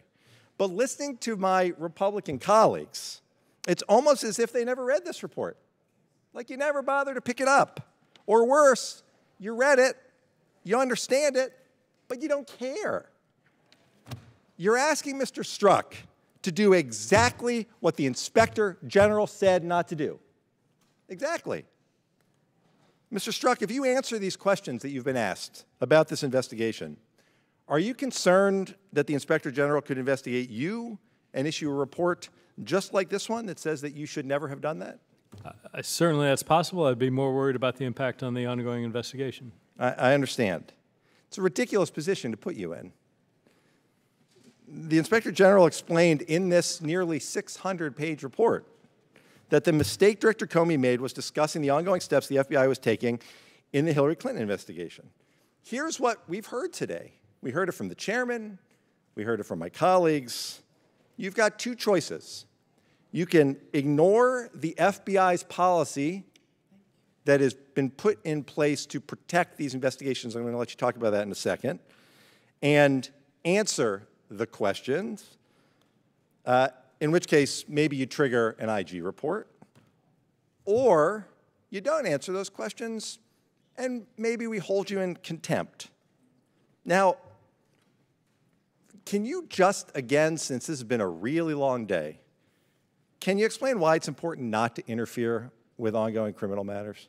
Well, there are a variety, and I'm sure I won't come up with all the reasons, but the first is we do a lot of investigations where we never charge anybody, and it's simply not fair to, given the investigative power we have, to do something that would unnecessarily tarnish them or their image. Two, in the cases where we are investigating, talking about it is going to screw up a bunch of things you might want to do investigatively, talking to witnesses, talking to the subject. And then finally, you want somebody to have a fair trial. And if we're talking about it or putting our finger on the scale, it would just be horribly inappropriate and against what we stand for in the criminal justice system. And the negative consequences on the outcome of that investigation? It would be tremendous. Would adversely impact potentially the ability to get a fair trial, to conduct a competent investigation, to conduct one that arrived at the truth. Right. Mr. Strzok, I appreciate that last comment, and I would just urge my colleagues that in the midst of this apoplexy that seems to be breaking out among so many of my colleagues, that we remember that ultimately what we're really trying to do here is get to the truth. And the truth that we need to get to is exactly what a hostile foreign adversary did to interfere with our democracy. Let's please keep that in mind as we move forward. Let's make that the focus. That's what the American people are expecting. That's what they're counting on us to do. Get out of the way. Let this investigation go forward. Let's get to the truth. I yield back the balance of my time. The gentleman from Pennsylvania, Mr. Marino, is recognized. 5 minutes. Thank you, Chairman. Mr. Strzok, I have here, and I'm sure you're familiar with it, the Ethics Handbook of Department of Justice, of which the FBI falls under. Yes. And there are several paragraphs that I want to read to you.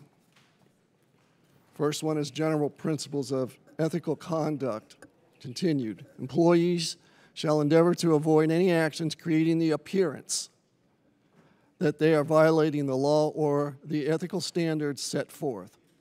Whether particular circumstances create an appearance that the law or these standards have been violated shall be determined from the perspective of a reasonable person with a knowledge of the relevant facts.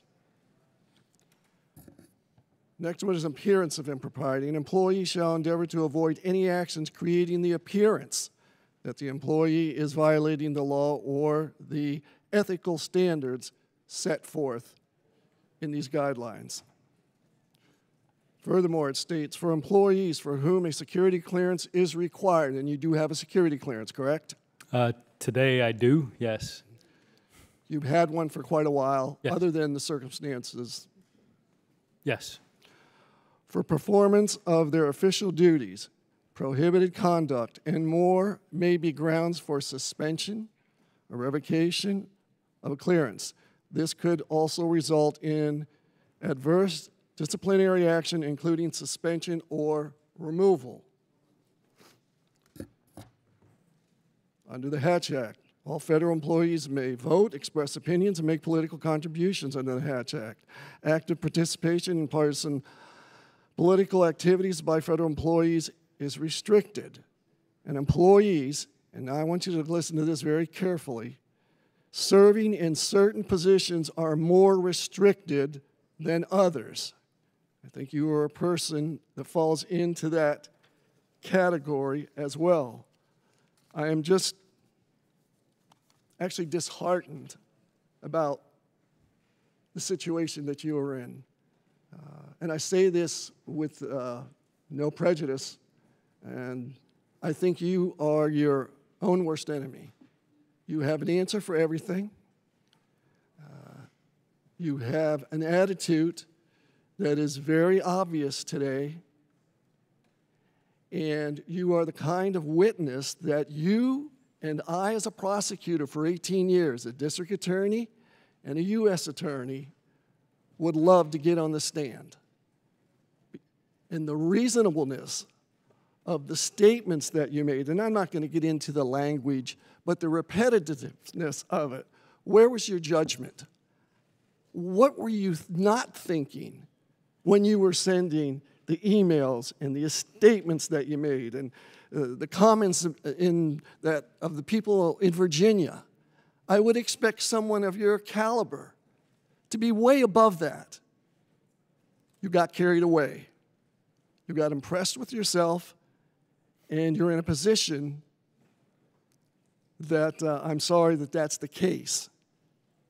But if you are trying to draw a distinction, a wide distinction between bias and political opinion, there's not the wide distinction that you are drawing at this point.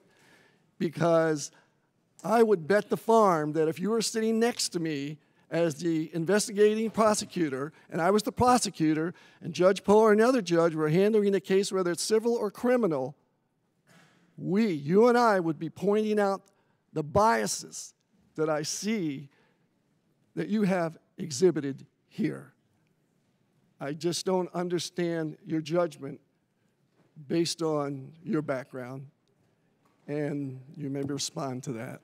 Sir, I appreciate your comments, and I appreciate your concern. The first thing I would tell you is I'm disappointed if you did not understand the amount of regret that I expressed from the beginning of my opening statement to the harm and damage that this has caused people I love and the institution I do understand that now, sir.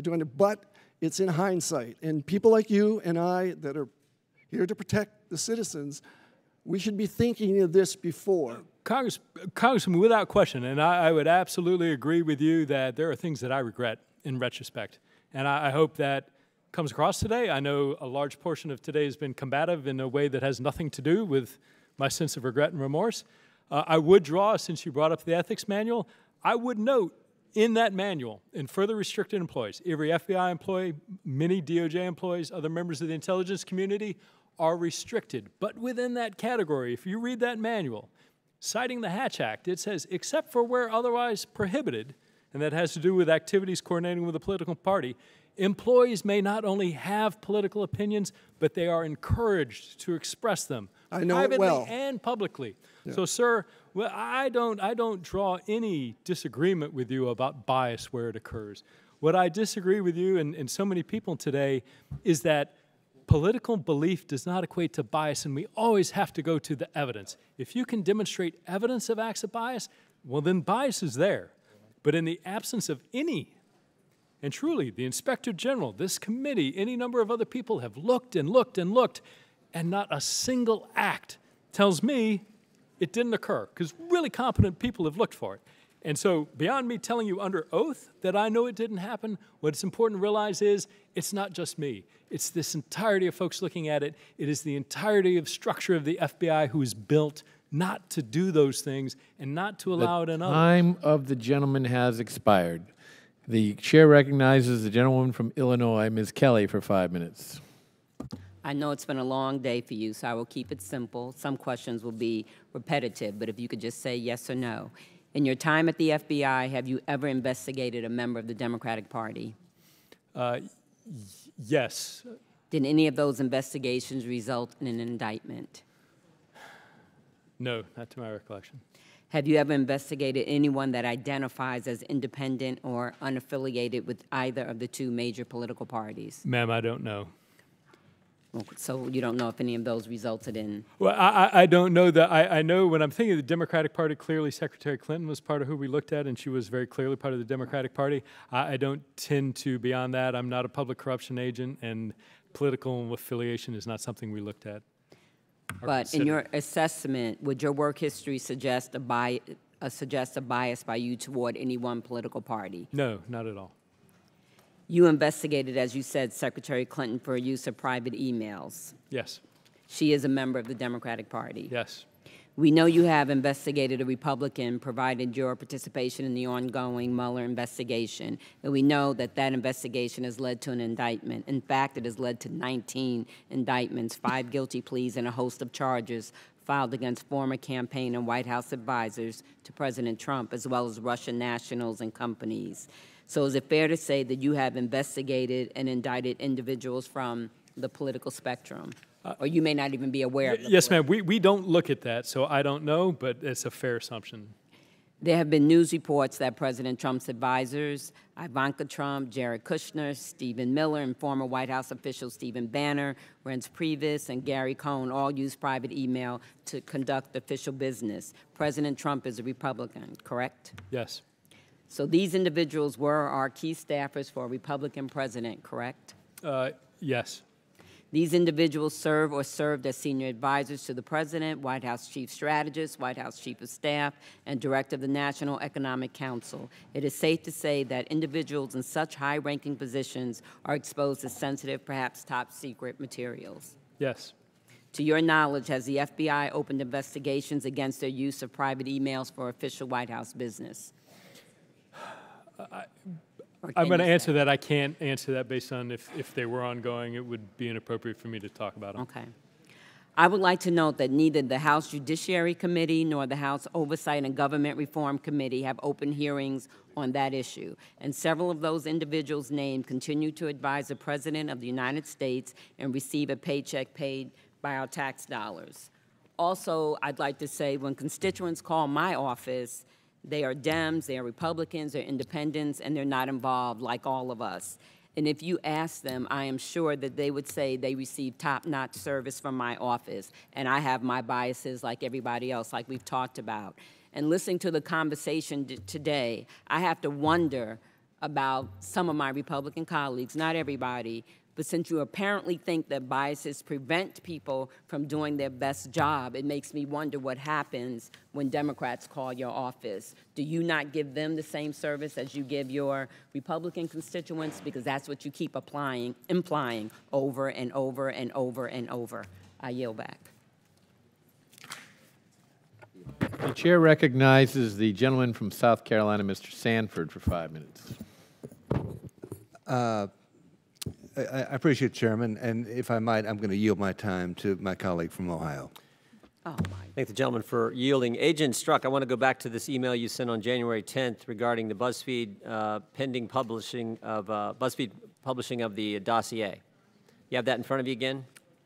I do. Okay, in my last round of questioning, you said you spoke with Bruce Orr several times in the 2016-2017 time period. Is that accurate? That's correct. Okay. And at the time you were working with Mr. Orr, did you know that he was meeting with representatives from Fusion, including Glenn Simpson? May I consult with counsel, sir? You sure can. You could hold my time, please.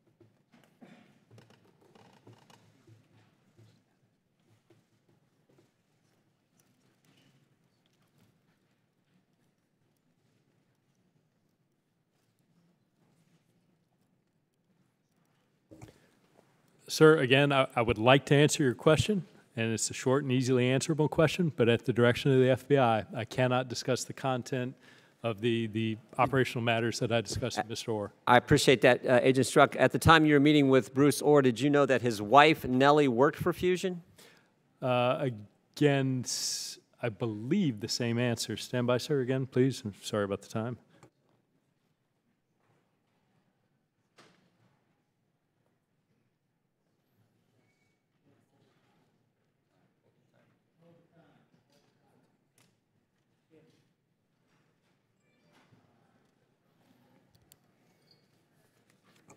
Sir, again, I'm sorry. I would like to answer that question, but at the direction of the FBI, because it relates to an ongoing operational matter, I can't. Let's go back to the email.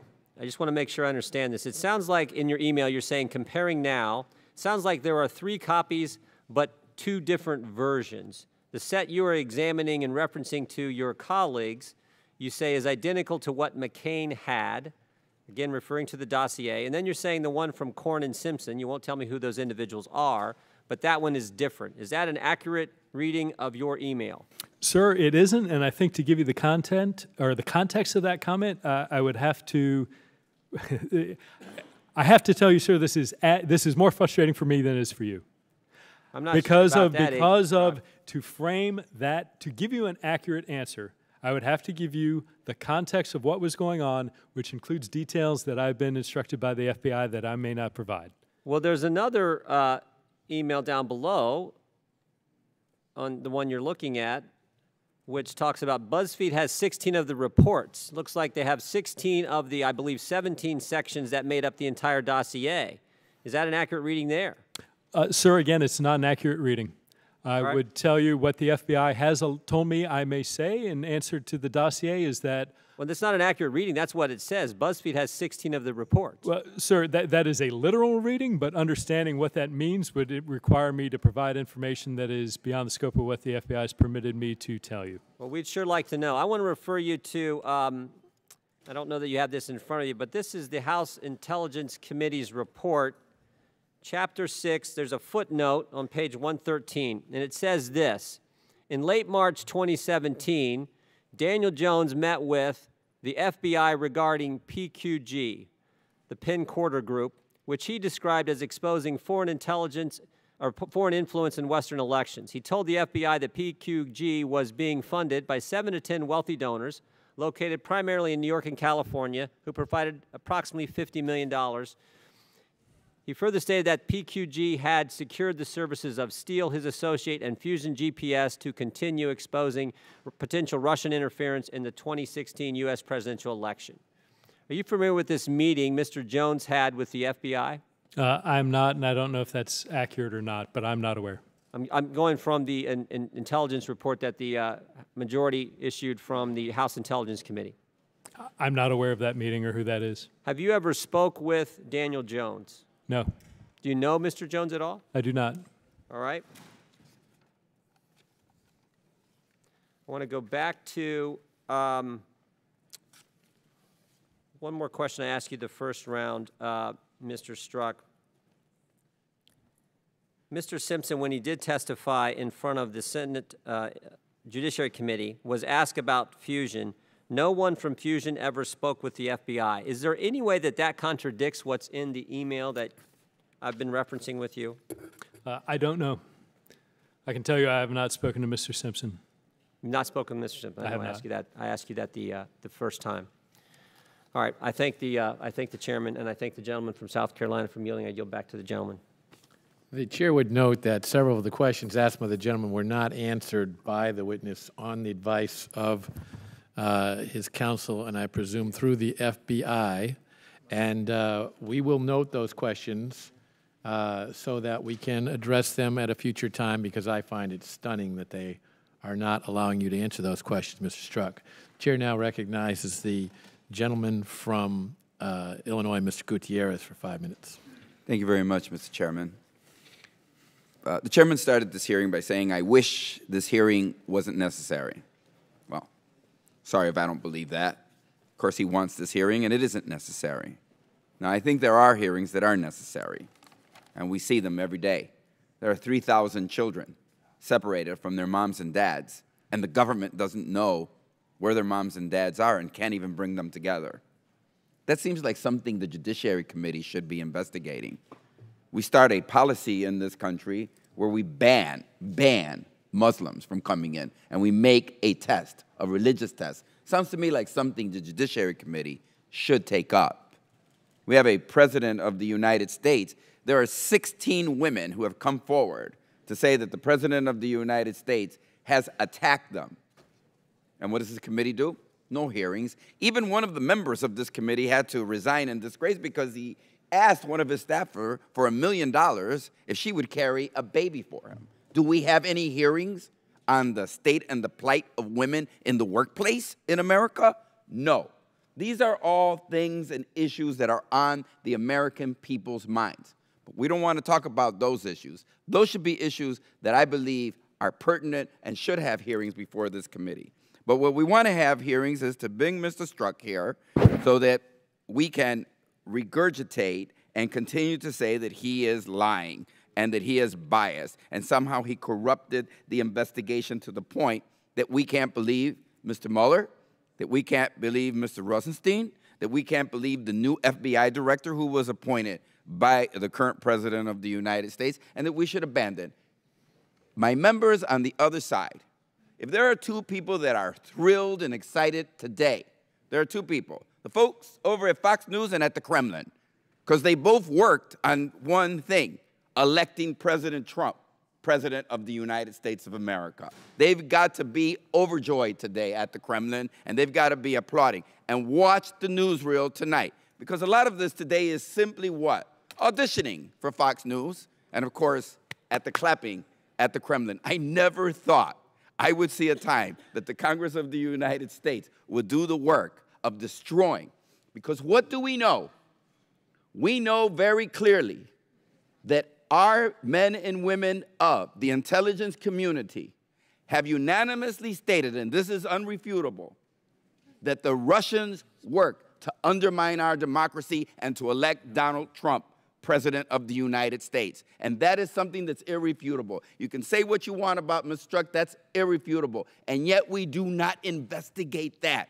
How can we have such an attack on our democracy and we don't investigate? But we want to investigate Mr. Strzok. So I want to ask you, Mr. Strzok, because they've kept saying you have this bias.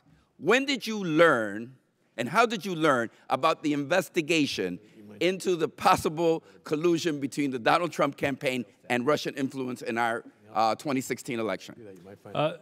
Sir, I'm limited to what Director Comey was authorized to say by the Department of Justice, but in late July. So in late July.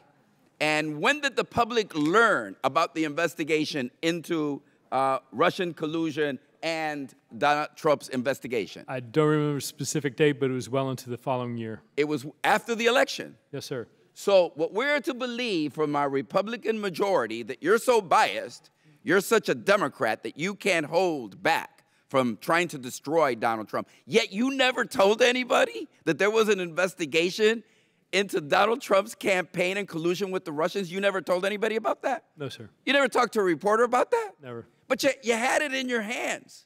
Well, maybe you didn't because, you know, in America, you could do almost anything. But you did have almost a magical bullet in your hand to derail the Donald Trump investigation. And did you use it? No, sir. No, you didn't, right? Are there Republicans that work at the FBI? Because it makes it sound like you're all Democrats. I never heard that before, but are there Republicans? Yes, sir. Okay.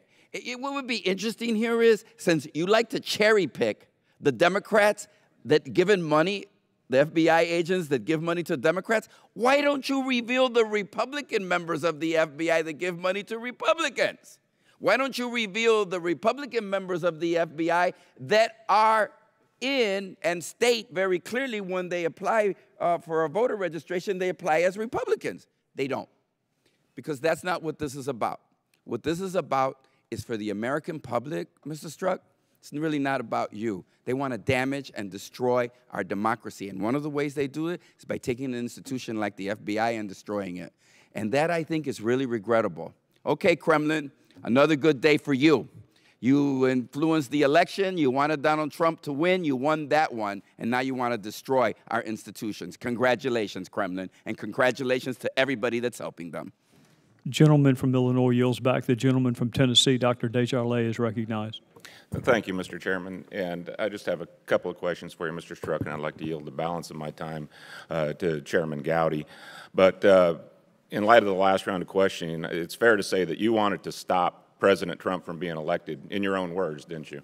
No, sir. That was my expression that I had a preference not for candidate Trump to be president, but that I did not and would not. Did I not hear you read your own text correctly, that you would stop him? You would stop it?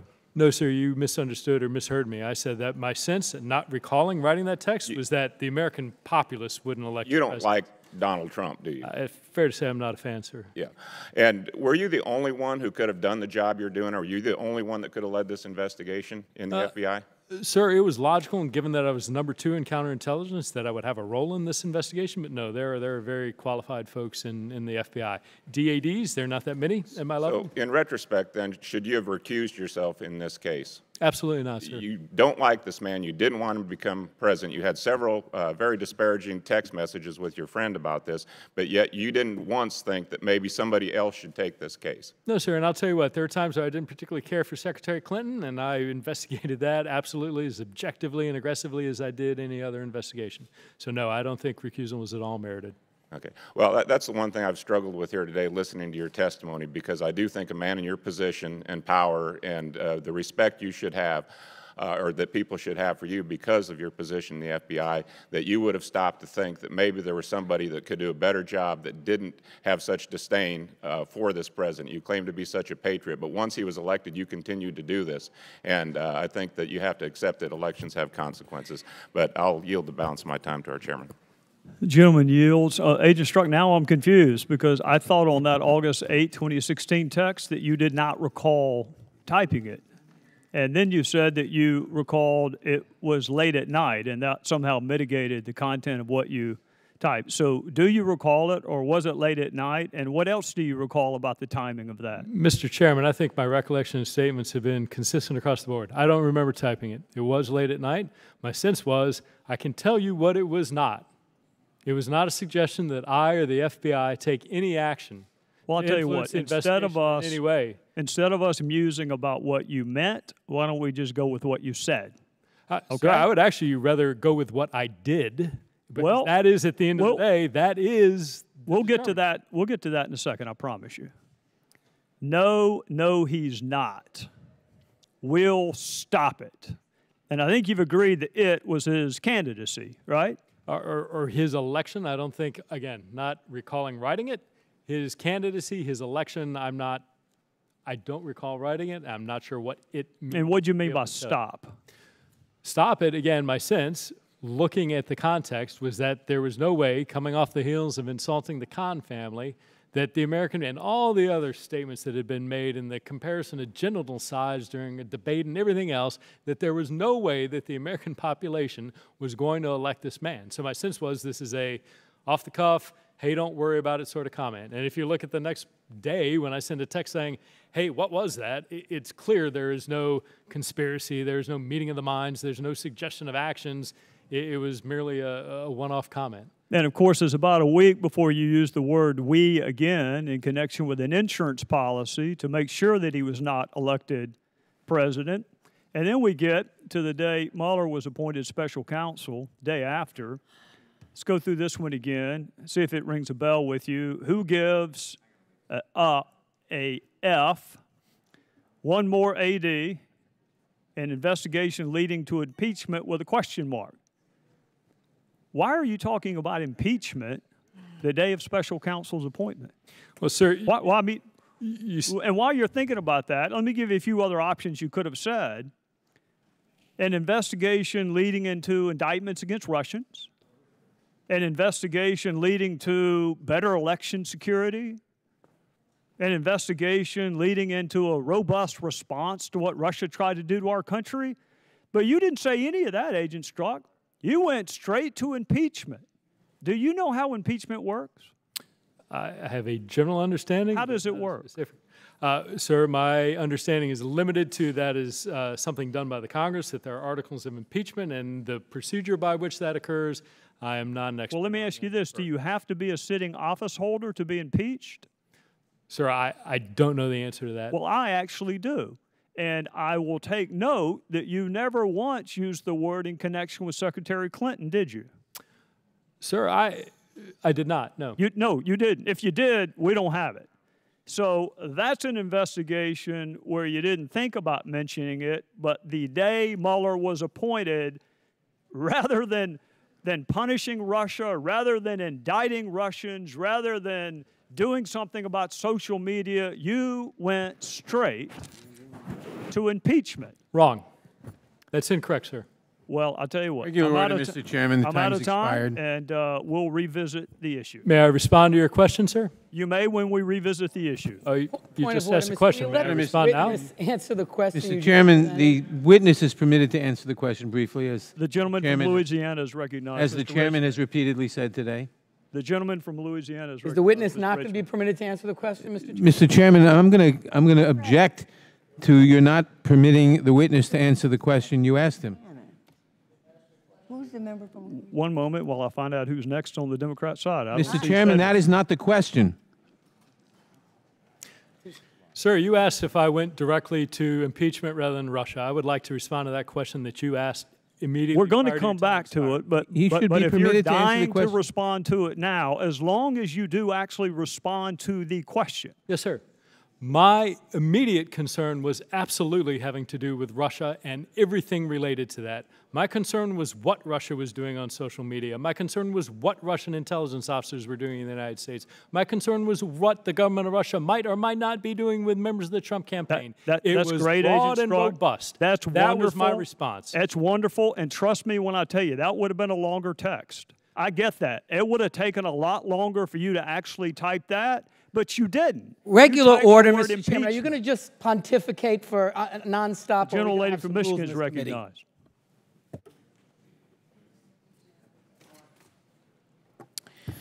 Thank you. Mr. Strzok, during your 11-hour closed-door interview with our committee, Republicans asked you more than 200 questions on the special counsel's and the FBI investigation of the Trump-Russia collusion and interference with the 2016 election.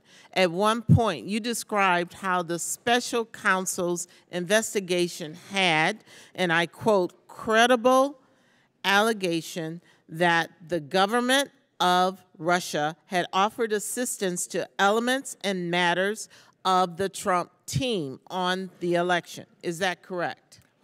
I believe so. I don't have a copy of the transcript, so I will. And subsequently, Rep. Meadows followed up with this question. He stated, and I quote, there was evidence that Russia was trying to do it. There was no evidence the other way around. Do you recall that? I don't remember that specific exchange, ma'am. You told, and I'm going from the transcript, And I'll accept you your told Rep. Meadows that you understood his question but could not answer in an unclassified setting. It appears from your transcript, sir, that you interpreted his question as, quote, whether or not there were any reciprocation of that by members of the Trump team in offering their assistance back to Russia. You later continued to explain, and I'm quoting from your transcript, as whether or not there was information about whether elements of the Trump campaign were themselves engaging in that. I can't answer that in an unclassified setting, and furthermore, I don't think the FBI or special counsel would want me commenting on ongoing investigations. So just to be clear, the question of whether the Trump campaign was trying to collude with Russia calls for a classified response, and a response that would involve information that's part of an ongoing investigation. Is that right? Yes. Thank you. I certainly would not want you to reveal any classified or sensitive investigative information in this setting. We have repeatedly gone back and forth with that, and I don't understand why we have to repeat things repeatedly to such an intelligent group of people. Back in March, Chairman Gowdy stated on national TV, and I quote, And if you believe, as we have found, that there's no evidence to collusion, you should want Special Counsel Mueller to take all the time and have all the independence he needs to do his job.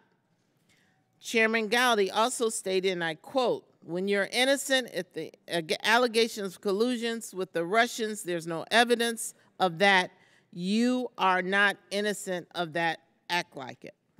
If President Trump and his allies want us to believe that there's no collusion with Russia, and that's what this is about, I would suggest that they take Chairman Gowdy's recommendation and begin acting like it. And I yield back my time. Gentlelady yields back. The gentleman from Idaho is recognized. Thank you, Mr. Chairman. In your opening testimony today, you stated that, quote, "Not once did my personal bias interfere with my judgment. There's no evidence of bias in my professional actions." Close quote. Okay, let's explore that statement for a second. Can you please define, because I'm really confused, can you define, what's your definition of bias?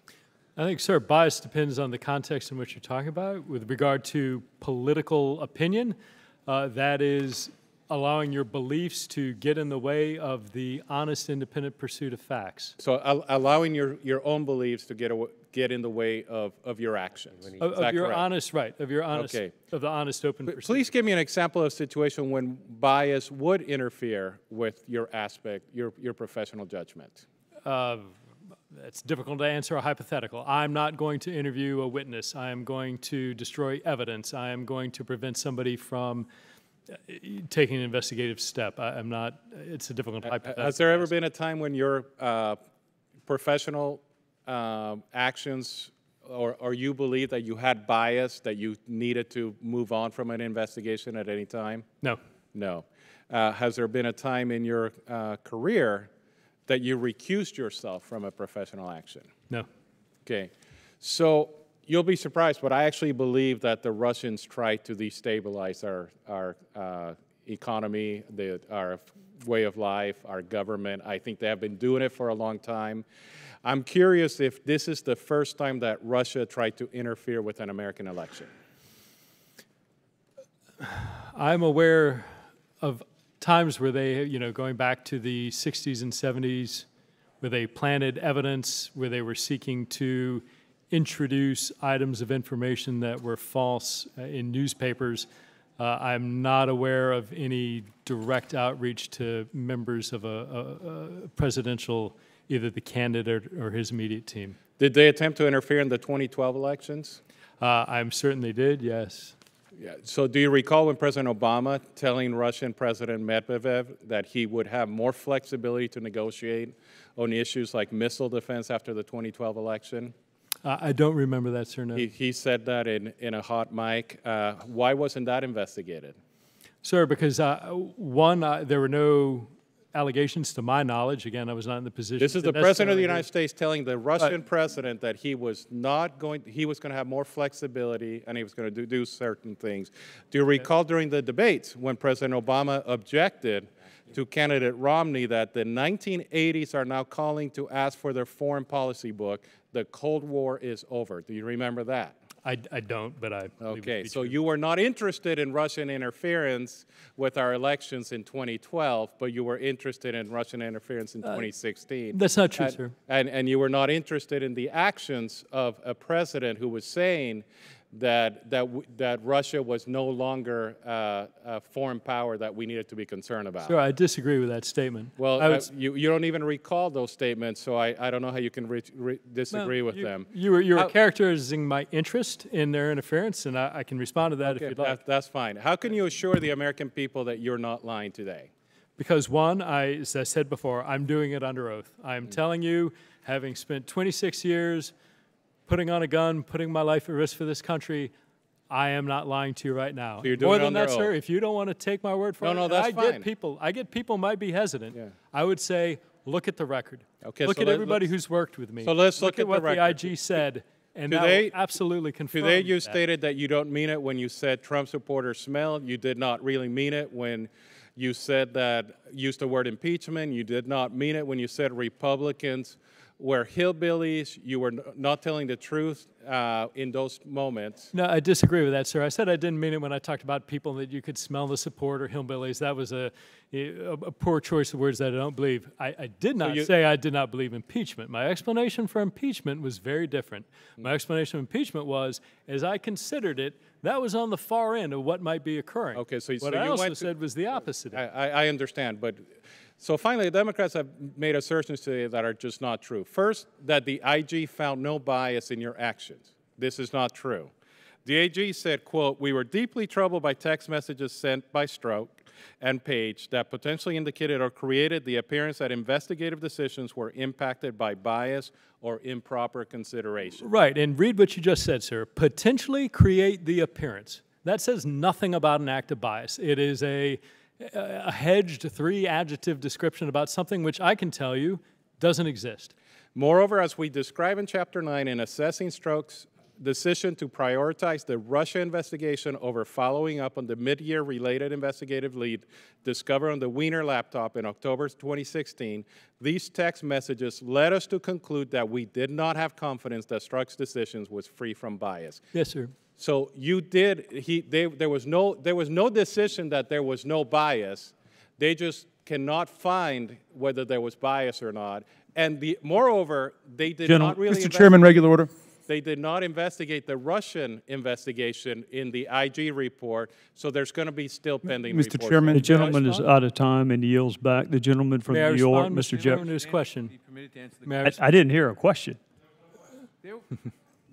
I don't agree with it. He was asking me whether or not whether I believe that the IG report indicated that there was an act of bias or not. And I was all right. They're afraid to hear you answer, but I'd like to ask the witness to be permitted to answer a question. May I respond, sir? Sure. Sir, let's look at the facts of that laptop. The facts of that laptop are within hours, literally less than 4 hours of learning of that laptop. I assigned agents to go and check in and figure out what to do with that Mr. Chairman, that wasn't the question. Within a day, they had done so. And these were folks unrelated to the gentleman from Idaho has yielded back. If you want to give a short response to a question he does not believe he asked, you're welcome to do it, but just keep it short. Mr. Strzok, speak clearly into the mic, to raise the mic, please, for you. Yeah, absolutely. So, sir, I would take issue, I do take issue with the IG's conclusion there.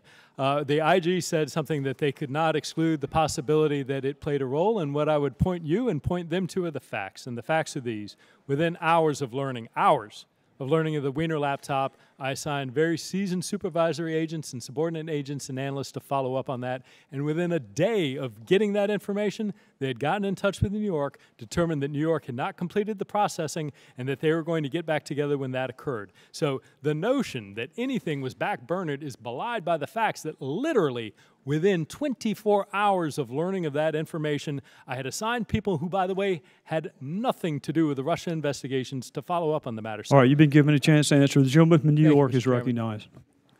Mr. Strzok, the investigation into possible Trump-Russian collusion in the 2016 election has resulted in 23 indictments, correct?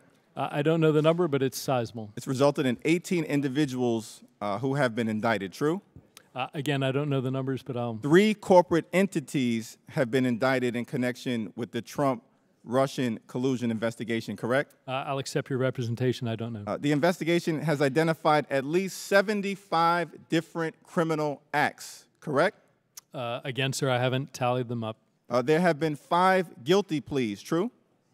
I believe that's correct, sir, but I'm not certain. Trump's campaign manager, Paul Manafort, has been charged with conspiracy to defraud the United States of America, correct?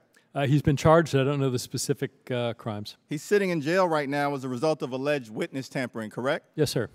Trump's former National Security Advisor, Michael Flynn, has pled guilty to lying to the FBI, correct? Yes, sir. Trump's deputy campaign manager, Rick Gates, has been indicted for conspiracy to defraud the United States, correct? Sir, he's been indicted. I don't know the charges. George Papadopoulos, a former Trump campaign national security advisor, has pled guilty to lying to federal investigators about his contacts with Russian spies during the campaign, true? Certainly with Russians. I don't know how to characterize those Russians. Okay, now the FBI publicly disclosed information about the Hillary Clinton email investigation 11 days prior to the election in 2016, true? Yes, sir, I believe that's right. But the FBI maintained confidentiality about the Trump-Russia criminal investigation during the entire duration of the Trump presidential campaign, correct? Yes, sir. So if you really wanted to stop Donald Trump from becoming president, you could have revealed the criminal investigation into the Trump campaign to the American people prior to the election. True? Yes, sir. Mr. Strzok, you are before this committee for one reason: to serve as a monumental distraction. There is a criminal investigation into the Trump campaign and possible crimes related to the 2016 presidential election involving collusion with Russian spies to sell out our democracy and hijack the presidency. My colleagues in the cover-up caucus don't like that criminal investigation, and therefore they need to identify a villain. Mr. Strzok, tag, you're it. Here's what's so ironic about that characterization. Vladimir Putin is a thug and a dictator who hijacked and interfered and attacked our democracy. But apparently, he doesn't meet the Republican villain test. Our so-called commander-in-chief continues to play footsie with him. Kim Jong-un murders his people and has threatened nuclear annihilation against American cities. But apparently, he doesn't meet the Republican villain test. The administration continues to engage in fake negotiations with him. David Duke and neo-Nazis, apparently for some, don't meet the Republican villain test. Oh, that's right, I forgot. There are fine people on both sides. Roy Moore, an alleged serial pedophile, apparently doesn't meet the Republican villain test. He was the nominee of your party for a seat in the United States Senate. But we're supposed to believe that Agent Peter Strzok, a former Army officer who has served the FBI with distinction, yes, made some mistakes, is the gravest existential threat to our democracy. How dare you lecture us about villains when your party continues to turn a blind eye to that parade of degenerates that I just listed? This investigation is a joke. It's a fraud. This hearing is a kangaroo court. It is a three-ring circus. It is not even meritorious of an investigation by Ace Ventura pet detective, let alone 75 members of the United States Congress. Let's stop wasting taxpayer dollars and get back to the business of the American people. Gentleman from New York yields back. The gentleman from Georgia is recognized. Thank you, Mr. Chairman. Gentleman from North Carolina is recognized.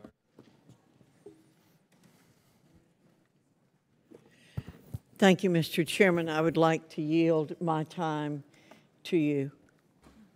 Thank the gentleman from North Carolina. Agent Strzok, on March the 14th, 2017, I think we're, a couple of months into the presidency? See if you can recall this text that you received. Finally, 2 pages away from finishing ATPM. Do you know the president resigns in the end? What is ATPM? I believe it's a reference to the book All the President's Men. All right. Do you recall how you replied? Generally, I feigned surprise and said something to the effect that we should be so lucky or fortunate. No, it was lucky. Lucky in what way? Sir, that he would resign as president. You wanted him to resign 2 months into his presidency? Sir, my sense was, in a personal belief, that I was not pleased with the direction and things that were being done with the presidency. I thought you trusted the American people. I thought that was what you said in August of 2016, that the American people would stop him, and then they didn't stop him. And Here we are in March, trust all of the a sudden American people. not trusting the American people anymore. Sir, I utterly trust the American people. What I worry about is when the government of Russia puts their fingers on the scale and causes the will of the American people to be something other than America electing How many their president. indictments have there been of Americans for collusion with Russia? Sir, I couldn't answer that question. Sure you could. Well, when you worked on the investigation. When you say that, first, you know full well, sir, collusion is not a crime. I don't know where that term came from, but well, you're right. It's not. It's not conspiracy, coordination, collusion. A lot of people use those words in the same way. How about we say conspiracy? Sure. How many Americans have been indicted for conspiring with Russia to impact the 2016 election? None, to my knowledge. Yet. And we'll be happy to get Mr. Nadler as a witness at next week's hearing if he wants to help you answer that. So you wanted President Trump to resign 2 months into his presidency. No, sir. I think I read that text as a snarky comment about a book that was being read and a comment made. It is a conversational text exchange. It is not a written expression of a desire for something to occur. Well, maybe I missed it. Well, help me. God, that we should be so lucky. Yes, sir, and I think you would accept as a very intelligent, sophisticated man that people frequently speak when they're texting or in conversation. You'll say things that are hyperbole or exaggerations or not literal because that's just the nature of the way usually we talk to Agent Strzok, not when I was supposed to be dispassionately, neutrally investigating someone. I actually did not, but let's go. Let's go. We've already passed the who gives a F. One more AD versus an investigation leading to impeachment. And I think we've already established that there is a school of thought that you can be impeached even if you're not a current office holder. You can be barred from holding office in the future, but you did not engage in any impeachment analysis in your other 2016 investigation with Secretary Clinton. You saved all of that for candidate Trump. So I want to go to another text. You and I both know the odds are nothing. If I thought it was likely, I'd be there, no question. Now, this is the day after Mueller was appointed. When you said be there, are you talking about on his team? Yes, sir. I hesitate in part because of my gut sense and concern. There's no big there. So in addition to disappointing the hell out of my Democrat colleagues, that someone who was investigating Russian collusion didn't think there was any there, why would you be concerned? Why would you not be ecstatic that there was no collusion? Why the word concern? Sir, I don't know what I meant. Concern to me seems like there is a lot going on and a lot presumptive that there may be something like impeachment. But, sir, you got to pick. Which one do you want? I'm either convinced that there's impeachment or I'm convinced what you just read, that there's no there. And the reality, sir, if you look at it, is the fact that I was looking at this with an open mind and saying, I don't know what there is. Agent Strzok, of all the universe of options, that's not the one I picked. But of all the universe of options, you looking at something with an open mind is not the one I picked. But that's the obvious one to conclude from that email. I'll tell you the one that I picked. The one I picked, and it breaks my heart to say this about an agent for an agency that I have tremendous respect for. You as a counterintelligence officer had no interest in participating in a counterintelligence investigation that was not going to lead to impeachment. No, sir. That's how I read it. If I thought it was likely, I'd be there, no question. You are assuming someone else's in position. part. Chairman, you're coming to conclusions on someone else's viewpoints in the hearing. Allow the witness to respond. I'm pretty sure it's my time and the gentlelady's not recognized. I hesitate in part because of my gut sense and concern. There's no big there. Sir, may I What respond? were you concerned wasn't there? Sir, my concern was not knowing, given these allegations, what existed.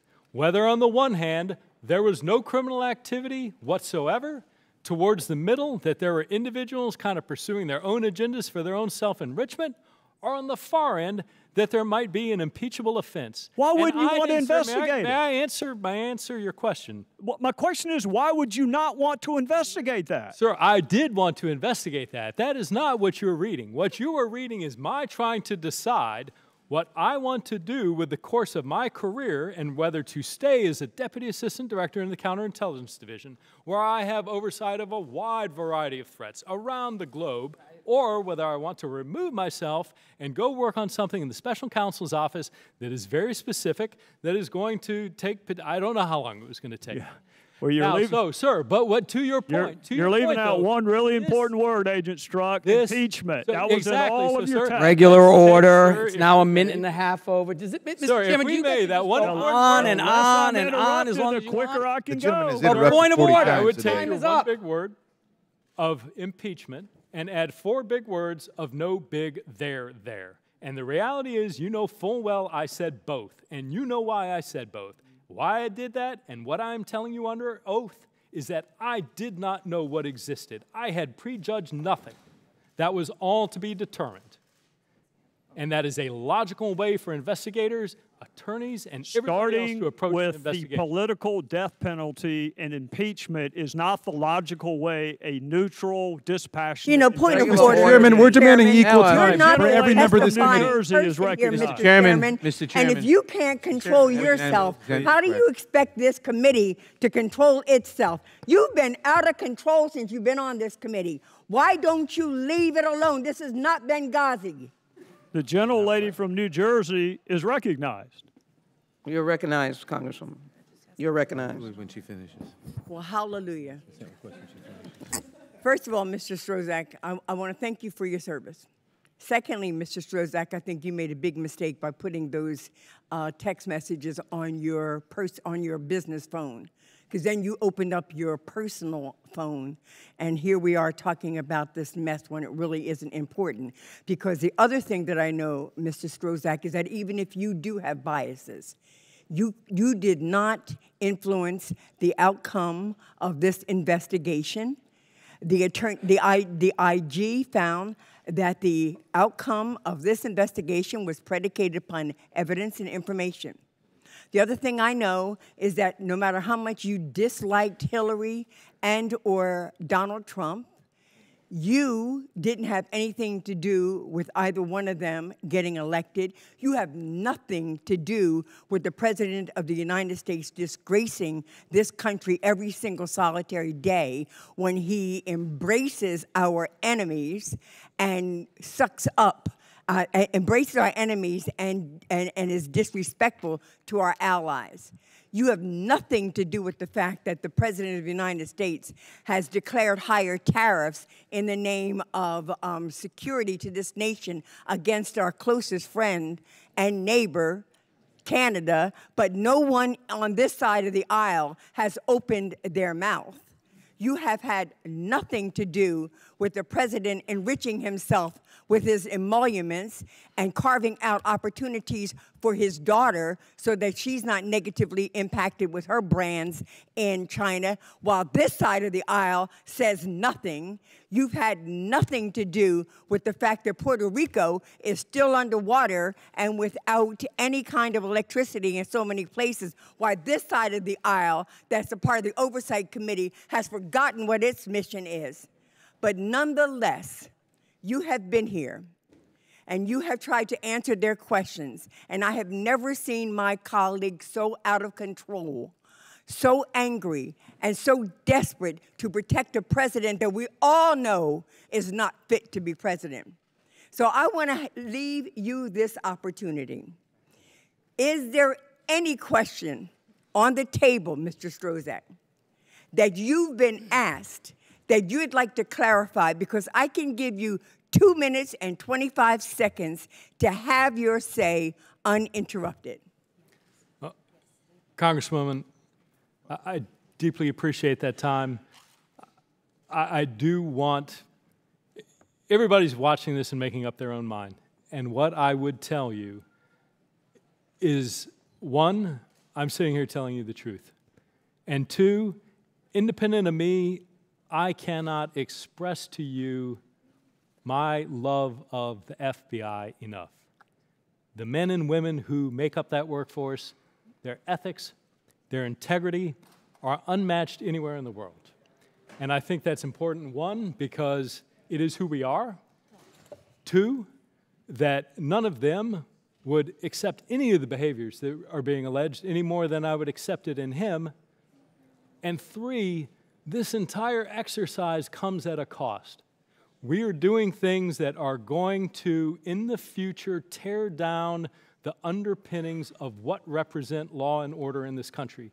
And there is not a robust, thick wall there. I think people don't appreciate how tenuous the balance of the rule of law versus chaos is. And when we, as a people, engage in activity where we take institutions wholesale, whether it's the FBI or the U.S. intelligence community, and compare them to Nazis, we destroy things that, one, we may not see for years and years and years, and once we break those down, the amount of time it takes to fix is going to be tenfold. And I cannot stress enough that I ask all of you to take deeply your responsibility to maintain our system of Thank you, government. Mr. Strzok. I just need to say in closing, if anybody should be pissed at the FBI because you all helped this unfit man become president of the United States by not revealing to the people that he was under investigation in his campaign, it should be me. They should be applauding you, kissing you, and giving you all awards, because but for you, we would have had a legitimate president elected. I yield back my time. Gentleman from New York is recognized for unanimous consent. Mr. Chairman, as you are aware, under House rules, minority members have the right to demand a day of hearings to allow witnesses to testify on the subject of today's hearing. As you also know, during the course of today's hearing, the majority opposed Representative Swalwell's motion to subpoena Steve Bannon for testimony. On behalf of the minority members of both the Judiciary and Government Reform Committees, I am delivering a letter to Chairman Goodlatte and Chairman Gowdy, formally invoking our right to call a minority day of hearings so that Steve Bannon may testify, and I ask unanimous consent to insert a copy of that letter into the hearing record. Without objection. The Thank gentleman you. from Georgia is recognized. Thank you, Mr. Chairman. Mr. Strzok, I appreciate you being here. Thank you, and I will assure you I take this very seriously.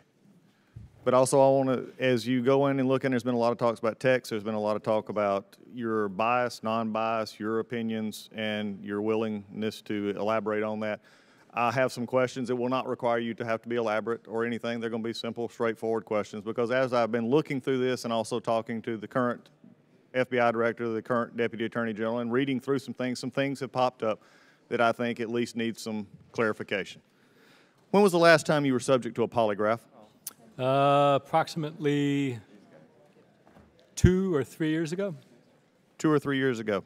To your knowledge, have you ever failed a polygraph or found to be out of scope? I've never failed one. I was out of scope prior to my last polygraph.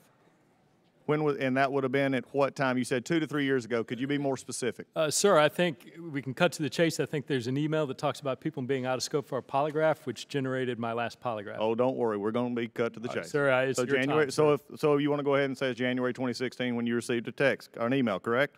Sir, if that's the date, I'll stipulate to that. I don't have those dates. Okay, we'll take that as a stipulation. Has an examiner ever accused you of attempting to use countermeasures during a polygraph examination? Not to my recollection, no.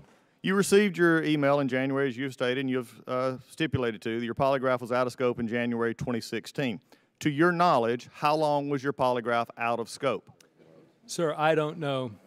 I recall it's the penultimate, the second to last polygraph I had was when I was a supervisor at Washington Field Office, which would have occurred somewhere between 2008 and 2011. My understanding of what out of scope means for the FBI is that polygraphs have a kind of 5-year span of effectiveness or validity.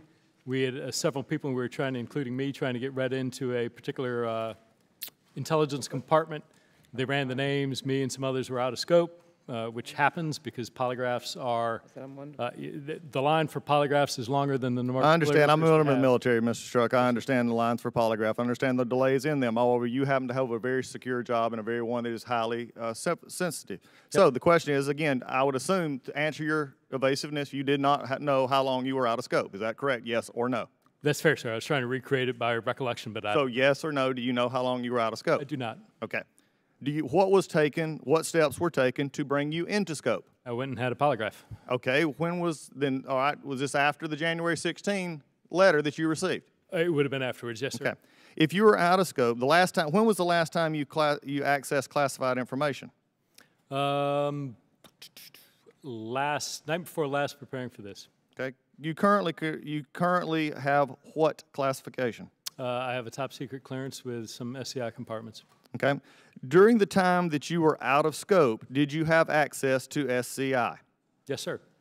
Are you aware that it is FBI procedure that a failure or out-of-scope polygraph does not terminate a top secret, but however, a failure of this would require you to be read out of SCI access, although you could maintain your top secret? This was a direct answer from a question that I posed and was received within the last week. Were you aware that you should have been read out of any SCI information when you're out of scope? I believe you used the word failure, which implies, in my mind, a failed poly. I am not and was not aware of the fact that an out-of-scope polygraph required a readout of SCI. Then the question, I accept that, Mr. Strzok, but I want to get back to the question. The answer came back from the FBI and Justice itself that that is the procedure. So the next question I have is, after the 2618, you did your polygraph at what time? You said you were out of scope, you were brought in by giving a polygraph. When would that have been? Again, sir, my recollection is the 2016 timeframe, but after that email, but I don't know when, within a month or two, I think. Are you also aware in the publicly stated version of the IG report that there has been some serious questions and issues concerning polygraph information and lack of polygraph procedures at the Department of Justice and FBI that was brought out by the Inspector General? I'm not generally aware that there was a report, but I'm not aware of the conclusions. One of the general concerns on this is that when you're out of scope, and this is the answer coming back from the Department of Justice, you should have been read out of SCI. My concern is that during this time frame, you were involved in two very high-profile, what would have been, or at least getting ready for SCI information in which you were not read out of. This is a concern. There's nothing else from that question. I have no further questions, and I am finished, and I yield back. I think you misstated the conclusion there, sir. I think you said that if in the event of a failure, it would require a readout, and that's not what you concluded. The gentleman from Georgia controls the time. Mr. Strzok, the time's over. Mr. Chairman, the time's up. May I respond, sir? There was no question to respond to. The answer is from the Department of Justice. I read you the answer. May I comment to what I believe is a misstatement? Briefly. From Georgia. Sir, from your answer, what I took that to be is in the event of a failure, an individual should be read out. You are conflating that with a out of scope or failure. It is not my understanding that out of scope requires somebody to be read out. It may be. I'm not a security professional, but you appear to... So you're out of seat right now with an answer that was received from the Department of Justice, and that is an interesting answer that you just gave, that you may have been out of sync, and the question now becomes, is policies and procedures failed or not failed? This is a serious investigation, which I do take seriously, and if you would have been read out, you should have been read out. That is my final answer, statement, not a question, not opposed. I yield back. The gentleman from Rhode Island, Mr. Cicilline, is recognized for 5 minutes. And Mr. Chairman, I look forward to a couple of extra minutes as each of my Republican colleagues have had. Mr. Strzok, serving on this committee and representing the state of Rhode Island has been one of the greatest honors of my life. But the conduct of this committee today has been, for me, tremendously sad, embarrassing, and really dangerous to our democracy. And I want to apologize to you for the way you've been treated by this committee. And for the American people who are watching, you ought not wonder why they've lost confidence in Congress and are sick of the kind of circus that they saw being conducted in this room today. Because rather than focusing on urgent issues like family separation, reasonable efforts to reduce gun violence in our communities, considering legislation to reform our broken immigration system, passing legislation to reduce the cost of prescription drugs, addressing the inability of Americans who fall behind in their student loans to discharge that debt in bankruptcy, or oversight of the many conflicts of interest and corruption in this administration, we're having yet another hearing on the Hillary Clinton emails. What you should understand, Mr. Strzok, is the reason my Republican colleagues will not let you answer a question is because they're not interested in your answers. This is about promoting a narrative. You're a prop, so they can promote a narrative in an ongoing effort to distract from the serious investigation of the special counsel that is closing in on the Trump inner circle. This is a campaign to undermine that work, and sadly, they'll do whatever is necessary to do it in concert with the president. Attack the FBI, attack the Department of Justice, undermine the rule of law. And so your emails are a perfect foil for this effort. They're not interested in hearing your context and your explanation because it's not about you. It's about protecting the president. My colleagues have acted more like they're on the defense team for Donald Trump than exercising their very serious oversight responsibilities as members of these two committees. You know, Robert Mueller was praised to the heavens by everyone, Republican and Democratic alike, when he was appointed. Now he's a villain.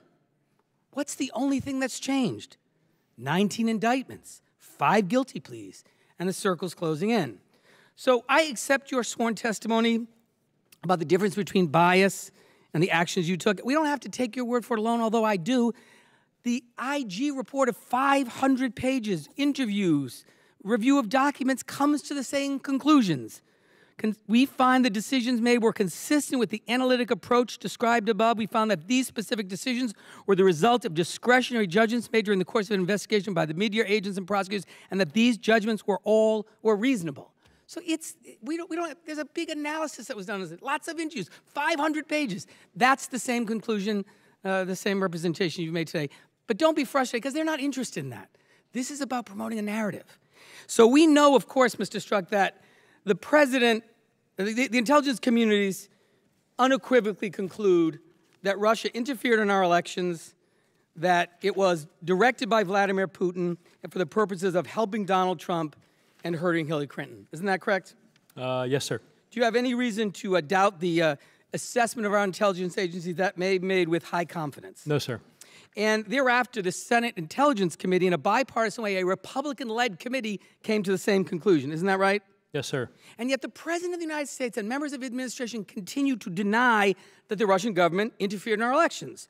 In fact, just as recently as June 28th, the President said, Russia continues to say they had nothing to do with meddling in our elections. Yes, sir. And even Secretary Nielsen said, I do not believe that I've seen that conclusion, that the specific intent was to help President Trump win. I don't recall hearing that. Okay. But And in addition to that, you know about a Trump Tower meeting where there was a discussion between members of the Trump campaign and Russian operatives, correct? I am aware of that. And the president then... Sir, I would not characterize it one way or the other as Russian operatives or not, but I'm aware of them. Okay. And in that meeting, there was a discussion about some dirt that the Russians had on Hillary Clinton, correct? Media reporting has indicated that. And the president then issued a statement in which he lied about that meeting and said it was about an adoption discussion. Correct?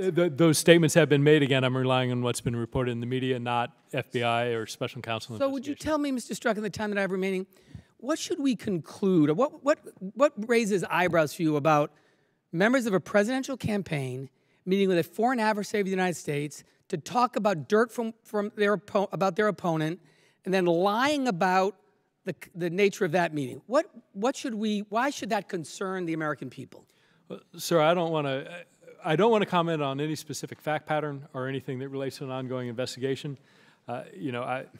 So I hesitate, and I don't want to do that in this context. Okay, thank you. Mr. Chairman, I'd just like to note for the record, we've had 0 hearings on Russian interference in the American presidential election, 0 hearings in this committee about our efforts to secure our democracy and secure the elections coming up in November.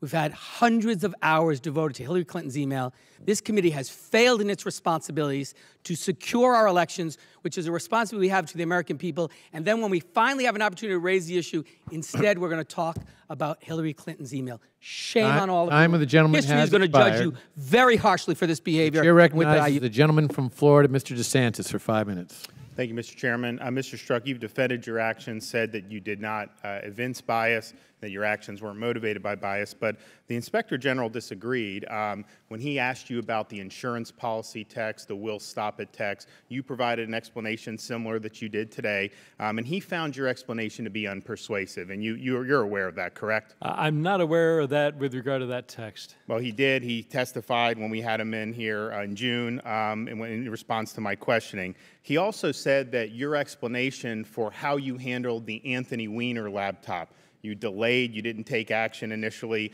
He said your explanation for that, and he did note that in the report, was not persuasive. You're aware of that, correct? Sir, I'm aware of facts rebutting that he has, rebutting that specific assertion. Well, he testified to us that he was not persuaded by your explanation for why you focused on the Trump-Russia collusion and you let the Weiner thing sit. And then he testified in front of our committee that it was reasonable to infer that your actions involving Wiener's laptop, the fact that you didn't pursue that aggressively, that it is reasonable to infer that it was because of the bias that you evinced in those text messages. Are you aware of his testimony with that? Not specific to that, but I'll accept your representation. Yes, and I think it's important to show while the IG report said the Clinton charging decision was not necessarily due to bias, he said that the Wiener is absolutely a fair game to infer that, and then they're obviously continuing to investigate the genesis of this Russia interference case.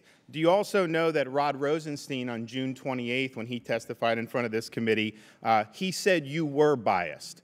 Are you aware of that in response to my questions? Yes, he did. And he also says that the bias that you evince, it does undermine the integrity of your investigative actions, and it causes the American people to lose confidence in the institution. Do you know he said that? I don't, and he's...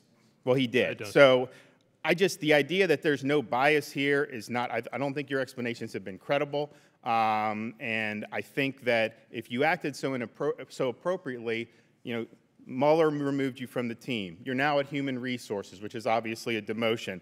And then you are now one of the subjects of an ongoing IG investigation, correct? No, sir. Your conduct is not being reviewed by Horowitz about what you did or did not do in the Russia collusion case? I'm unaware of being a subject of any ongoing IG. Well, I bet you your conduct is at issue there. Let me ask you this. You opened up the counterintelligence investigation on 31 July. Was that because of the George Papadopoulos information? Sir, I can't get into the guidance that the FBI has provided me about answers I can provide. That gets into a level of detail that I can't, that I've been directed not to provide. You have answered some questions. I mean, I think this has been a little bit of convenience. I mean, you've answered some questions about there was grave concerns and all this stuff about why you were doing it. You didn't do that. The dossier, was the dossier a part of why you opened up the investigation? No, but sir, none of this has been convenience. All of this has been based on what the department has worked out with Chairman Goodlatte about what is permitted and not. This is not a function of So the dossier was not part of it. That's important. When did you learn the dossier was funded by Hillary Clinton and the Democratic Party? I don't think that's an accurate representation, and the department or the FBI has directed me not to answer that question based on ongoing investigations. Right. So Hillary, DNC sent to Perkins Coie, who sent to Fusion, who paid, I mean, come on. Again, it was a political document, correct? The latter's close. I cannot comment. The FBI has directed me to not answer that question. Would it be fair to say that the dossier what would you choose? Is it a political document, opposition research, or is it legitimate intelligence? Sir, I would very much like to answer that question. Okay. I've been directed by the FBI that I may not get into that based on operational requirements or equities. So here's the issue I think we have. We see the bias that you did. Your explanations for why you said what you did, really aren't credible. We're trying to get to the genesis of why open up a counterintelligence investigation against the opposing party's campaign. I'm with you about focusing on Russia and holding them accountable, but you tried to rope in the other party's nominee. There was also a lot of bias, and then we can't get any answers to the questions of what the genesis of any of this was. And let me finish. May 18th, Chairman Gowdy mentioned, you say, look, my concern's that there's no big there. So this had been going on for at least 10 months. I think it was going on before July 31st. And there you are, Mueller's appointed, and you can't even identify any reason to suspect that there was collusion between Trump's campaign and Russia. There was no big there after 10 months. So that's the concern, is that somebody like you, who said we'll stop him, who said we needed insurance policy, that you let that bias, you wanted there to be something there. You wanted it to be true, and that, I think, influence your actions. You can prove us wrong by providing us the information. I'd like the information on any type of informants pre-July 31st. I'd like the information on what you used to open up the counterintelligence investigation. I want to know whether that was any foreign intelligence involved or whether it was funneled through the State Department. These are all questions that if we just put those out and answer them, then a lot of us would be able to then make I think, American people can make a judgment. I'm going over my time. I yield back. Mr. Chairman. Time of the gentleman has expired. Briefly. Sir, two things. You asked why I couldn't explain why a case would be open. I don't think that's accurate. If you look at Director Comey's statement when the Department of Justice had authorized him to say that the FBI had opened a case into allegations that the government of Russia had made an offer of assistance and the potential involvement of members of the Trump campaign. I cannot envision a scenario where that would not be a reasonable predication to open an investigation. Well, if it's Papadopoulos, that's not quite what they had. Sure, I mean, you didn't quite get there. I know Comey may have said that, but you didn't quite get there. So if it's Papadopoulos, that's weak. I think the characterization was that it was a credible source of information, stands on its own. I don't think anybody in this committee would argue that, one, it wasn't appropriate to open that, and two, that it wasn't absolutely we have questions about whether it was appropriate because we don't know the underlying information. And we read in the New York Times from leaks that it was just because Papadopoulos said at a bar. The time of the gentleman has expired. I want to know if that's the reason. I'm trying to respond. Regular order. Regular order. The chair recognizes the gentleman. Mr. Chairman, there's a second element of a question the gentleman. No. You raised a question about whether or not I agreed with the Inspector General that I had acted in any way that was biased. You had an opportunity to answer that earlier. Sir, I did not. So to this the gentleman from Illinois, Mr. Krishnamurthy, is recognized for 5 minutes. Thank you, Mr. Chair. Thank you, Mr. Strzok. Mr. Strzok, on July 3rd, your lawyer, Mr. Goldman, made the following statement to Chris Cuomo on CNN regarding you, his client. On Fox News, they talk about him as the center of this anti-Trump cabal that was determined to throw the election against Trump. None of this has a shred of truth. Do you agree with this statement, sir? I do. And in a June 19th op-ed in USA Today, your lawyer said, regarding the Russia investigation, what we call the Russia collusion investigation, that you and your team, quote unquote, went out of their way to prevent leaks and actively ensured that news reports did not overplay the seriousness of the investigation. Is that true, sir? Yes. Now tell us why it's so important to prevent leaks from the FBI to journalists or to others. Leaks are terrible. They undercut things in a variety of ways. They can upend investigations. They can lead to incorrect assumptions. They can let witnesses, subjects know that they're being investigated. They can lead to wild speculation, destruction of evidence, any number of really bad, disclosure of classified information, any number of really bad adverse things. Got it. The DOJ IG's report has this to say about your involvement in the decision to inform Congress about the Wiener laptop.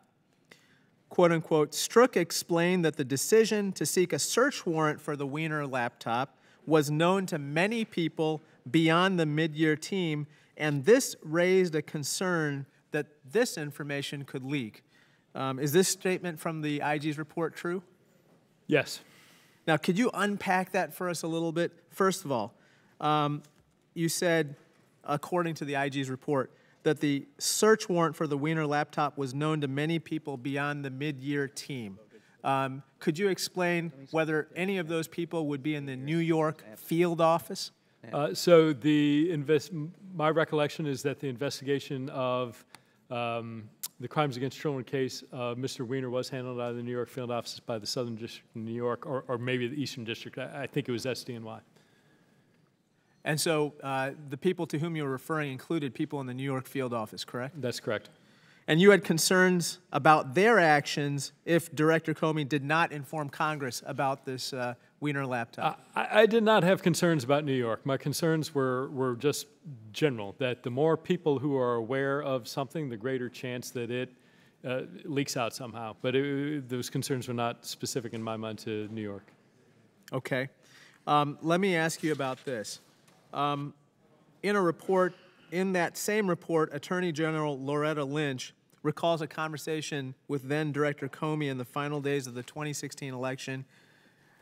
Quote unquote, he, referring to Comey, said, "It's clear to me that there's a cadre of senior people in New York who have a deep and visceral hatred of Secretary Clinton." And he said it is, quote unquote, deep.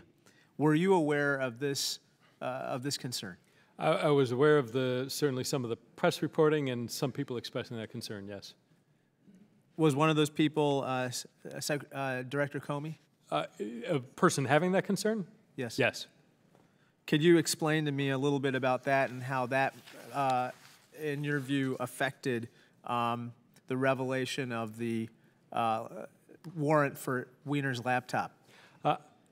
You'd have to ask Director Comey that. I think there was discussion, I remember, and particularly some of it was in the context of reporting from Mr. Giuliani and others talking about connections to New York. But again, I don't want to scapegoat New York because a lot of people were aware of it, and there were concerns just about the number of folks. But with regard to Mr. Comey, my recollection is that he was aware of those concerns, but I was not privy to discussions he had with the Attorney General or other concerns he might have had outside of my presence or conversation.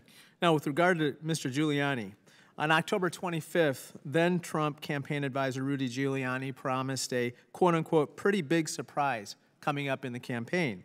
On October 28th, Giuliani claimed to be in contact with former agents and a quote-unquote few active agents who obviously don't want to identify themselves. Let me make sure I have this right. There was a concern that there is a deep and visceral hatred towards Secretary Clinton in the New York field office. At the same time, Mr. Giuliani says that he's having contacts with agents, active agents.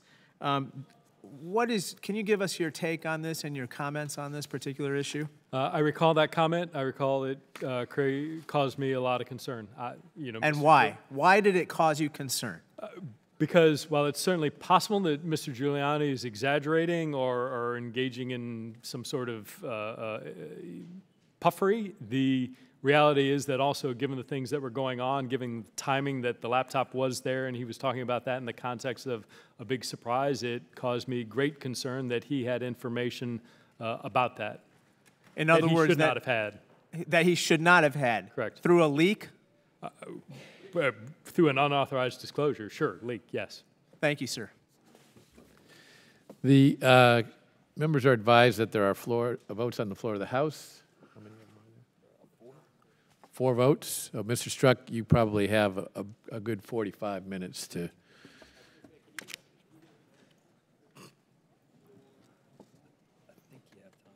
All right. Members are advised that this will be the last one, so if you want to head to the floor for votes. But the chair recognizes the gentleman from Kentucky, Mr. Massey. Mr. Chairman, I yield my 5 minutes to the gentleman from Ohio, Mr. Jordan.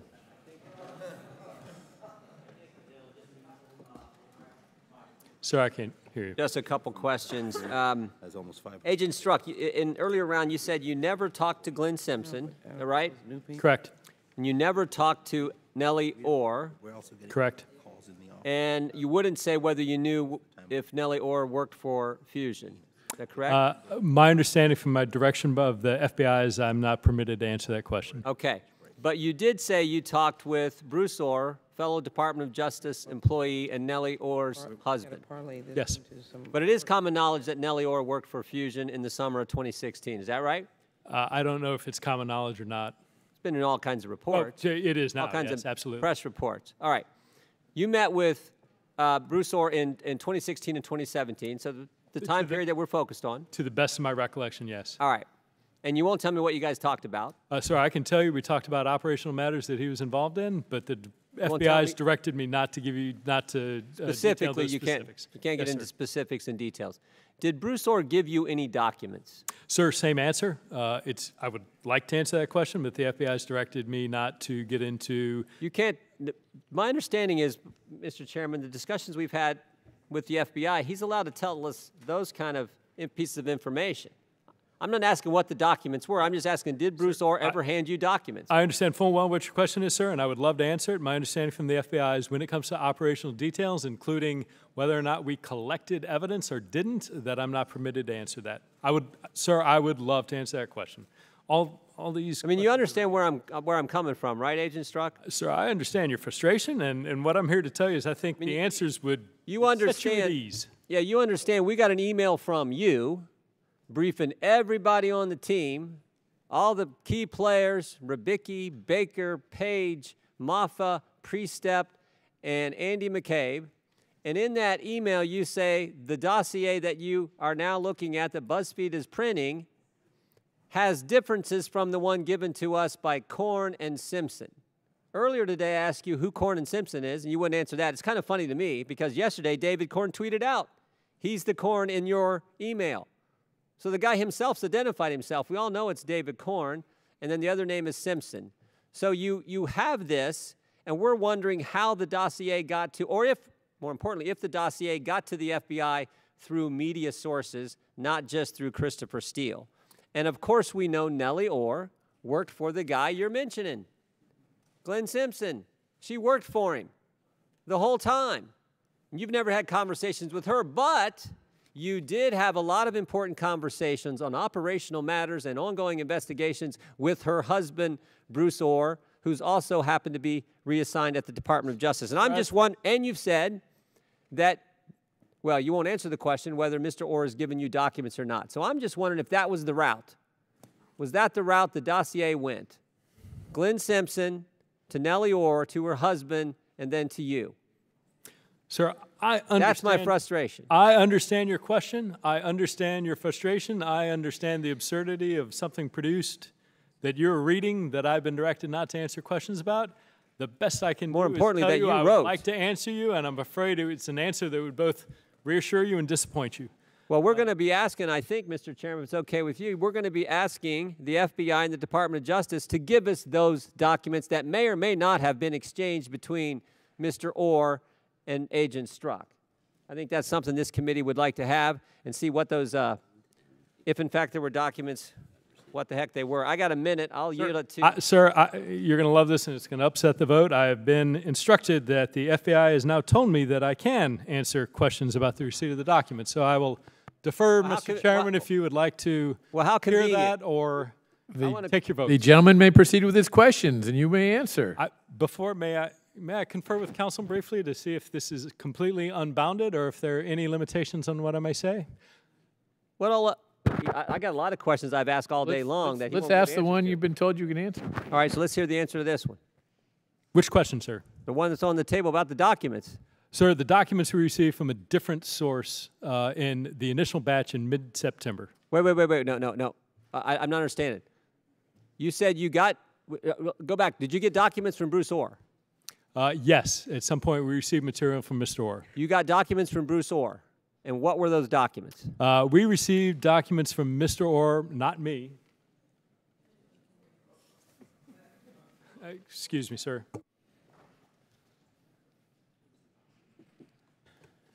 I can maybe make it simpler. Agent Strzok, was it the dossier? Sir, what I am authorized to tell you, in response to a question, did you receive any documents from Bruce Orr, the FBI has directed me that I may say, not me, the FBI received documents and material from Mr. Orr. Did you? I appreciate that. I appreciate that, but you did not from Mr. Orr? No. Okay, but the FBI did get documents from Bruce Orr? Yes, sir. Did they get the dossier from Bruce Orr? My direction from the FBI is, I may tell you, the FBI received material from Mr. Orr. Now, this Congressman, this is amazing. This is amazing. So Nellie Orr, as you are. Nellie Orr works for Fusion, works for Glenn Simpson, and she's giving documents. Regular to Bruce order, Orr, please. who's Let then us giving bring them the to director of the FBI to answer those questions. The gentleman cannot answer. Well, He's asked and answered. The American people He's asked can and figure answered. this He out. cannot answer. The gentlewoman. Let's have Director the regular order I is. understand, Mr. Chairman. Regular order. The FBI has now instructed Mr. Strzok that he can answer additional questions, and Mr. Agent Strzok, I asked him other has questions. additional time to get the answers to those questions that he going earlier beyond was the ordered scope and of get what it. the FBI approved. Has the FBI also given you permission to say if Glenn Simpson is the name that you use when in the email where you say Simpson? I don't believe they have given me guidance. My most recent understanding of my guidance from the FBI is in response to the question of whether the FBI received documents from Mr. Orr. The answer is that yes, we did, and Has that the is FBI all I'm given authorized to say. Has the FBI given you information to tell me whether you knew Nellie Orr worked for Fusion at the time you were meeting with her husband? Sir, to my knowledge, the FBI has not directed me to or allow me to respond to that. All right. I yield back. Thank you. The committee will stand in recess until immediately after this series of votes.